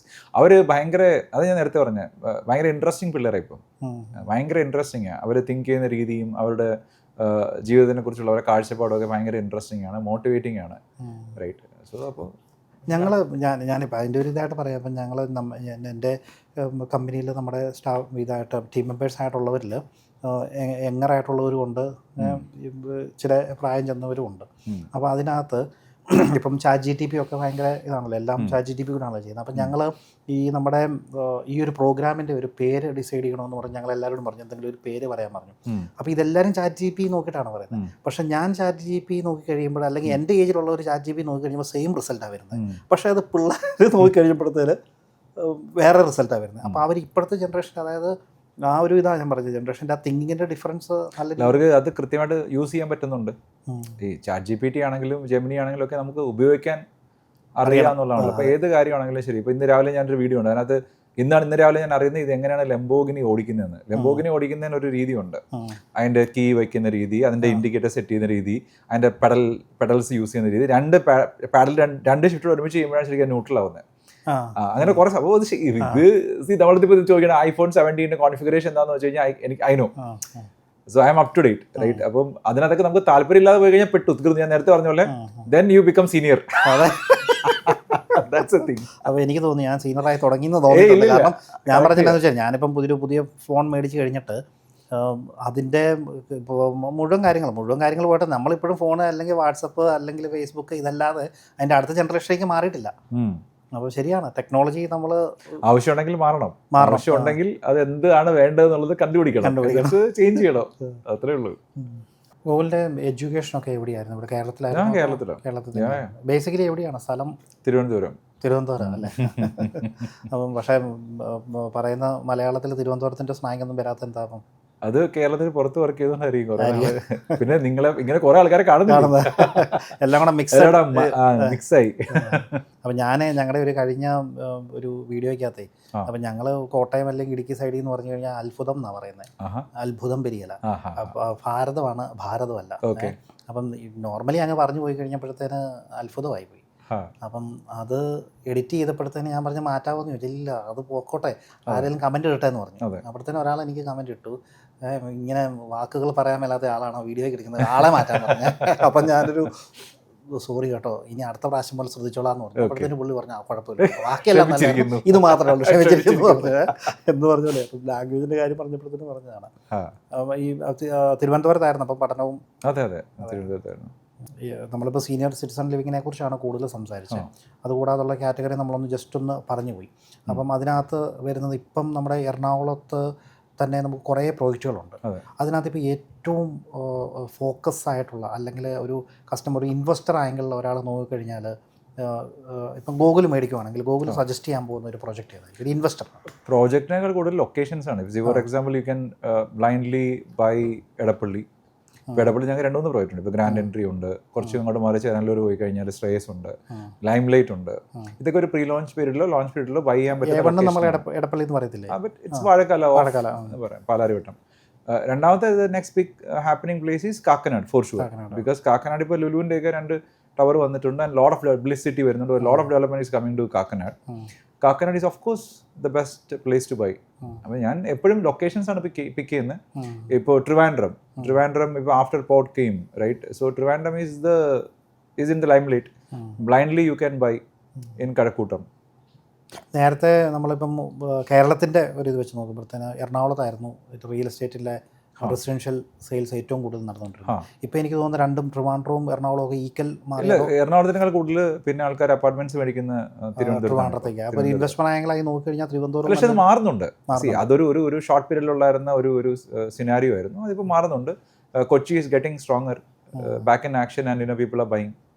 കാക്കനാടുള്ള butterfly എന്ന് പറഞ്ഞ പ്രോജക്റ്റ്, അപ്പം ഈ പ്രൊജക്റ്റിൻ്റെ പേര് തന്നെ ഇപ്പം പുതിയതായിട്ട് ഉള്ള പേരുകൾ എന്ന് പറഞ്ഞു കഴിഞ്ഞാൽ ഭയങ്കര ഇൻട്രസ്റ്റിംഗ് ആയിട്ടുള്ള പേര് വന്നു. അപ്പോൾ ഈ ബട്ടർഫ്ലൈ എന്നൊക്കെ ഉള്ള ഒരു പേരൊക്കെ എന്താണ്? അങ്ങനെ ഒരു അത് ശരിക്കും അതായത് നമ്മളൊരു പ്രോജക്റ്റ് ചെയ്യുമ്പോഴത്തേക്ക് നമ്മൾ നേരത്തെ ഇപ്പോൾ സീനിയർ ലിവിങ്ങിനെ കുറിച്ച് പറഞ്ഞു, അല്ലെങ്കിൽ സെൽഫിയെ കുറിച്ച് പറഞ്ഞു.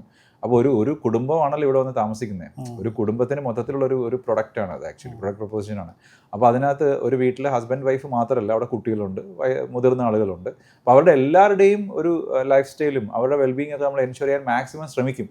നമ്മളൊക്കെ വളർന്ന സമയത്തുള്ള വലിയ സ്പേസിലാണ് നമ്മളൊക്കെ വളർന്നത്. നമ്മൾ വളർന്നപ്പോൾ വലിയ പാടമുണ്ട്, വലിയ കുളമുണ്ട്, അമ്പലമുണ്ട്, പള്ളിയുണ്ട്, മൈതാനങ്ങളുണ്ട്. ഇപ്പം അങ്ങനെയൊന്നും ഇല്ലല്ലോ. ഇപ്പോൾ വളരെ ചെറിയ സ്പേസല്ലേ ഉള്ളൂ. ആ സ്പേസിൽ മീനിങ് ഫുൾ ആയിട്ടുള്ള പിന്നെ അമ്യൂണിറ്റീസ്. എന്തുകൊണ്ടാന്ന് പറഞ്ഞാൽ നമ്മൾ നമ്മൾ വളർന്ന സമയത്ത് നമ്മൾ കണക്റ്റായ നമ്മുടെ പ്രൈമറി മാർക്കറ്റും നമ്മുടെ പ്രൈമറി സ്പേസും ഒക്കെയാണ് നമ്മൾ വലുതാകുമ്പോൾ ആരാവണമെന്നുള്ള നമ്മുടെ ആസ്പിറേഷൻസിന് ഒരു പരിധി വരെ സ്വാധീനിച്ച ഘടകം. അതിനുശേഷമാണ് പിന്നെ നമ്മളൊക്കെ എന്ത് ചെയ്ത് ഇങ്ങനെയൊക്കെ എത്തിപ്പെട്ടത്.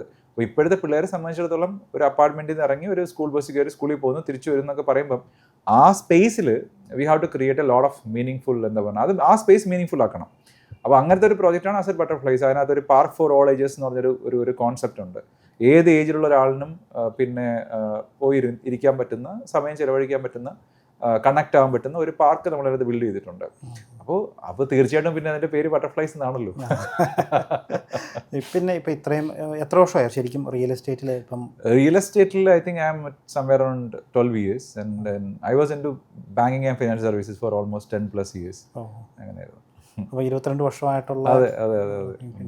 അപ്പം ഈ ഒരു സമയത്തിനുള്ളിൽ എപ്പോഴും ഓർമ്മിക്കാൻ പറ്റിയ അല്ലെങ്കിൽ ടീമിനോടൊക്കെ പറയാൻ പറ്റിയ എന്തെങ്കിലും ഒരു രസകരമായിട്ടുള്ള സംഭവമുണ്ട്? ഇപ്പം ഞാൻ ഒരു എക്സാമ്പിളായിട്ട് പറയാം.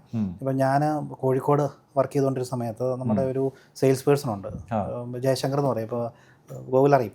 അപ്പം പുള്ളിക്കാരൻ്റെ ഒരു തന്നെ വെച്ചാൽ പുള്ളി കുറച്ച് അഗ്രസീവാണ്. കസ്റ്റമറോട് പറയുമ്പോഴത്തേനും ഭയങ്കര അഗ്രസീവാണ്. അപ്പം ഞാൻ എൻ്റെ എൻക്വയറി വന്ന ഒരു കസ്റ്റമറിനെ ഞാൻ ജയശങ്കറിനോട് പറഞ്ഞു സൈറ്റ് വിസിറ്റ് കാണിക്കണമെന്ന് പറഞ്ഞു. അപ്പം നമ്മളൊരു പ്രോജക്റ്റിലേക്ക് കൊണ്ടുപോയി. കസ്റ്റമർ പറഞ്ഞു എന്നോടും വരണമെന്ന് പറഞ്ഞു. അപ്പം ഞാനും അവിടെ ചെന്ന് നിന്നു. അപ്പോൾ ഈ പ്രോഡക്റ്റ് എക്സ്പ്ലെയിൻ ചെയ്യാൻ ഏറ്റവും ബെസ്റ്റ് ആൾ പുള്ളിയാണ്. പുള്ളിയോട് ഞാൻ പറഞ്ഞു പ്രോഡക്റ്റ് ഒന്ന് എക്സ്പ്ലെയിൻ ചെയ്യാൻ പറഞ്ഞു. അപ്പോൾ കസ്റ്റമറോട് ഹലോ എല്ലാം പറഞ്ഞു. അപ്പോൾ ഞാൻ ഈ കസ്റ്റമറോട് ഓൾറെഡി പരിചയമുണ്ട്. അപ്പോൾ ഇങ്ങനെ വന്നു. പുള്ളി പറയുന്നതെന്ന് വെച്ചാൽ എല്ലാം കറക്റ്റായിട്ട് ഓരോ പോയിന്റ് ബൈ പോയിന്റ് പറയും. അപ്പോൾ ഇങ്ങനെ ആദ്യം വന്നു, ഇതാണ് നമ്മുടെ മെയിൻ ഡോറ്, എന്നിട്ട് മെയിൻ ഡോറ് കാണിക്കും. ഇതാണ് നമ്മുടെ ഡ്രോയിങ് റൂം, എന്നിട്ട് ഡ്രോയിങ് റൂമിനെ കുറിച്ച് ഒന്ന് എക്സ്പ്ലെയിൻ ചെയ്യും. അതിന് ശേഷം അടുത്ത് ഇങ്ങോട്ട് തിരിഞ്ഞു കഴിയുമ്പോൾ ഇതാണ് നമ്മുടെ കിച്ചൺ, എന്നിട്ട് കിച്ചൻ്റെ ഒരു എക്സ്പ്ലനേഷൻ പറഞ്ഞു. അടുത്ത് ഇങ്ങോട്ട് പറഞ്ഞു ഇതാണ് നമ്മുടെ ബാത്റൂം, ഇതിൻ്റെ എന്നിട്ട് ബാത്റൂമിന് എന്തൊക്കെയാണ് യൂസ് ചെയ്യുന്നതെല്ലാം പറഞ്ഞു. അത് കഴിഞ്ഞിട്ട് ഇങ്ങനെ അടുത്ത് വന്നു കഴിഞ്ഞപ്പോഴത്തേനും അടുത്ത് ഞാനവിടെ നിൽക്കുക, ഇതാണ് നമ്മുടെ ജീവൻ. അപ്പം ഞാനത് എല്ലാവരുടെയും പറയാം. അപ്പം അത്രയും എക്സ്പ്ലെയിൻ ചെയ്തുകൊണ്ട് വരുന്നതിനിടയ്ക്ക് പറഞ്ഞു ഇതാണ് നമ്മുടെ ജീവൻ എന്ന് പറഞ്ഞു. അപ്പം നമ്മൾ ഓൾറെഡി പരിചയമുള്ള ആൾക്കാരാണല്ലോ എന്ന് പറഞ്ഞ പോലെ എന്തെങ്കിലും അതുപോലെ രസകരമായിട്ടുള്ള സംഭവം എന്ന് പറഞ്ഞു കഴിഞ്ഞാൽ രസകരമാണ് ശരിക്കും പറയാം. ഇപ്പോൾ നമ്മളൊക്കെ ശരിക്കും ഈ ഞാൻ ഒരു കസ്റ്റമറെ 57 പ്രാവശ്യം കാണാൻ പോയിട്ടുണ്ട്. 57 പ്രാവശ്യം. അത് റിയൽ എസ്റ്റേറ്റ് അല്ല, I was in to banking. അപ്പോൾ ആദ്യമൊന്നും പുള്ളി നമ്മൾ ചെല്ലുമ്പോൾ നമ്മൾ ഇരിക്കാൻ പറയത്തില്ലായിരുന്നു, നമ്മൾ നിൽക്കുമായിരുന്നു, നിന്ന് സംസാരിച്ചിട്ട് പോകുമായിരുന്നു. ഏതായാലും ഒരു 1.5 വർഷം എടുത്തു പുള്ളിനെ ക്രാക്ക് ചെയ്യാൻ. അപ്പോൾ 1.5 വർഷത്തിനകത്ത് 57 പ്രാവശ്യം shamelessly I went to his house. അവിടെ പോയിരുന്ന് ചായ കുടിച്ച് സംസാരിച്ച് അവസാനം 57 പ്രാവശ്യം ക്ലോസ് ആയി. അപ്പോൾ അങ്ങനെയൊക്കെയുള്ള വളരെ രസകരമായിട്ടുള്ള അത് ശരിക്കും പറഞ്ഞാൽ അത് ഇപ്പോഴത്തെ നമ്മുടെ ഒരു ഇതാണ്, അത്രയും നമ്മൾ ചെയ്തിട്ട് വന്നല്ലോ എന്നുള്ളതല്ലേ ചിന്തിക്കുമ്പോൾ. അതേപോലെ എന്തെങ്കിലും ഒരിക്കലും മറക്കാൻ പറ്റാത്ത അല്ലെങ്കിൽ ഇഷ്ടപ്പെടാത്ത എന്തെങ്കിലും അനുഭവം നടന്നിട്ടുണ്ടോ? അല്ല, സെയിൽസ് ആകുമ്പോഴത്തേനും നമ്മൾ അങ്ങനെ ഒരുപാട് കാര്യങ്ങളുണ്ട് നമുക്ക് മറക്കാൻ ശ്രമിക്കുന്ന ചില കസ്റ്റമേഴ്സ് ഉണ്ട്. പക്ഷെ അത് വളരെ കുറവാണ്. പിന്നെ നമ്മൾ ജോലിയുടെ ഭാഗമാണല്ലോ നമ്മൾ കാണുന്ന. ഇല്ല, പിന്നെ ഈ പറഞ്ഞ പോലെ ഈ കസ്റ്റമേഴ്സും ഈ മാർക്കറ്റിംഗ് ഇൻഡസ്ട്രിക്ക് ഉള്ളതുകൊണ്ടാണല്ലോ നമ്മൾ ജീവിക്കുന്നത്. That is there, so it's all part of the game. അല്ല, കസ്റ്റമേഴ്സിൻ്റെ ഇതെല്ലാം ഡിഫറെൻ്റ് ആണ്. എങ്കിലും ഇപ്പോഴത്തെ ഒരു സിറ്റുവേഷൻ വെച്ച് നോക്കുമ്പോഴത്തേന് ഞാൻ പണ്ടമായിട്ട് കമ്പയർ ചെയ്യും. പക്ഷേ പണ്ട് ഭയങ്കര ഗോസ്റ്റിംഗ് ഉണ്ടായിരുന്നു. ഇപ്പോൾ അത്രയും ഗോസ്റ്റിംഗ് ഇല്ല. ഇപ്പോഴത്തെ കസ്റ്റമേഴ്സ് കുറച്ചുകൂടെ എന്താ പറയുക, ടു ദ പോയിന്റ് ആണ്. അവർ ഗോസ്റ്റ് ചെയ്യുമല്ല. മുമ്പൊക്കെ നമ്മൾ എനിക്ക് തോന്നുന്നു ഒരു 10 വർഷം മുമ്പൊക്കെ ശരിക്കും ആൾക്കാർ, പിന്നെ അന്ന് കമ്മ്യൂണിക്കേഷന് സാധ്യതയില്ലല്ലോ. നമ്മളൊരു കസ്റ്റമർ സംസാരിച്ച് കഴിഞ്ഞാൽ പിന്നെ അവരുടെ ഫോണിൽ കിട്ടി. ഇപ്പം അങ്ങനെയല്ലല്ലോ. ഇപ്പം കുറെ കൂടെ ഒക്കെ ലാൻഡ് ലൈൻ ആയിരുന്ന സമയത്ത് മുതൽ വർക്ക് ചെയ്യുന്നല്ലേ? Land line mobile. അതെ. ലാൻഡ് ലൈൻ ആ സമയത്ത് തന്നെ കസ്റ്റമർ വീട്ടിലുണ്ടെങ്കിൽ മാത്രമേ നമുക്ക് വിളിച്ചാൽ കിട്ടൂ. അതെ, ലാൻഡ് ലൈൻ നമ്മളൊക്കെ ശരിക്കും പറഞ്ഞാൽ ആദ്യം ഡോർ ടു ഡോർ പോയിക്കൊണ്ടിരുന്നത്. ഞങ്ങളൊക്കെ അത് പിന്നെ കോളേജ് കഴിഞ്ഞിട്ട് 3:30 കോളേജ് കഴിഞ്ഞ് കഴിഞ്ഞാൽ പിന്നെ ഡോർ ടു ഡോർ ആണ്. ഡോർ ടു ഡോർ പിന്നെ അങ്ങ് പോവാണ്. ഇപ്പം ചിന്തിക്കാൻ പറ്റുമല്ലോ അങ്ങനെ ഡോർ ടു ഡോർ പോകുന്ന വളരെ കുറവാണ്. അതിന് മുമ്പ് ഇപ്പം നമ്മൾ ഈ യൂറോക്കെ ഫോബ്സിലൊക്കെ വർക്ക് ചെയ്ത ആൾക്കാർ നടന്നു മൊബൈലും കമ്മ്യൂണിക്കേഷൻ ഇല്ലാത്ത കാലത്ത് മൈലുകളോളം നടന്നൊക്കെ പോയിട്ടുണ്ട്. സമയത്തിന്റെ വ്യത്യാസമാണ്. അല്ല, ഇപ്പം പിന്നെ നമുക്ക് ഈ വാട്സപ്പും ഇങ്ങനത്തെ സംഭവങ്ങളും വന്നുകൊണ്ട് എല്ലാ അപ്ഡേറ്റ്സ് കറക്റ്റായിട്ട് ഓരോ സമയത്തും കിട്ടുവാണ്. ഇപ്പം പണ്ടെന്നാന്ന് വെച്ചാൽ നമ്മൾ എവിടെയെങ്കിലും പോവുകയാണെങ്കിൽ നമ്മുടെ സീനിയർ ആയിട്ടുള്ള ആൾക്കാർക്ക് നമ്മൾ എവിടെയാണെന്നുള്ള അറിയത്തില്ല, വൈകുന്നേരം വരുമ്പോഴേ അറിയത്തുള്ളൂ. പക്ഷേ ഇപ്പോഴങ്ങനെയല്ല. ഇപ്പം എന്നാന്ന് ചോദിച്ചാൽ അതൊരു ശരിക്കും പറഞ്ഞാൽ ടെക്നോളജി ഉള്ളതുകൊണ്ടൊരു ഇതുമാണ്, എവിടെയാണെന്നുള്ളത് കറക്റ്റ് അറിയാം, എപ്പോഴും അറിയാം, ഏത് സമയത്ത് വീഡിയോ കോൾ വിളിക്കാം. അങ്ങനത്തെ കുറേ ടെക്നോളജി ഡിഫറൻസ് വന്നിട്ടുണ്ട്. ഏതായാലും ഇത്രയും സമയം നെറ്റ്വർക്ക് ടോക്സിന് വേണ്ടി ചെലവഴിച്ചതിന് വളരെ നന്ദി, സന്തോഷം. അപ്പം വീണ്ടും കാണാം. തീർച്ചയായും. Thank you so much.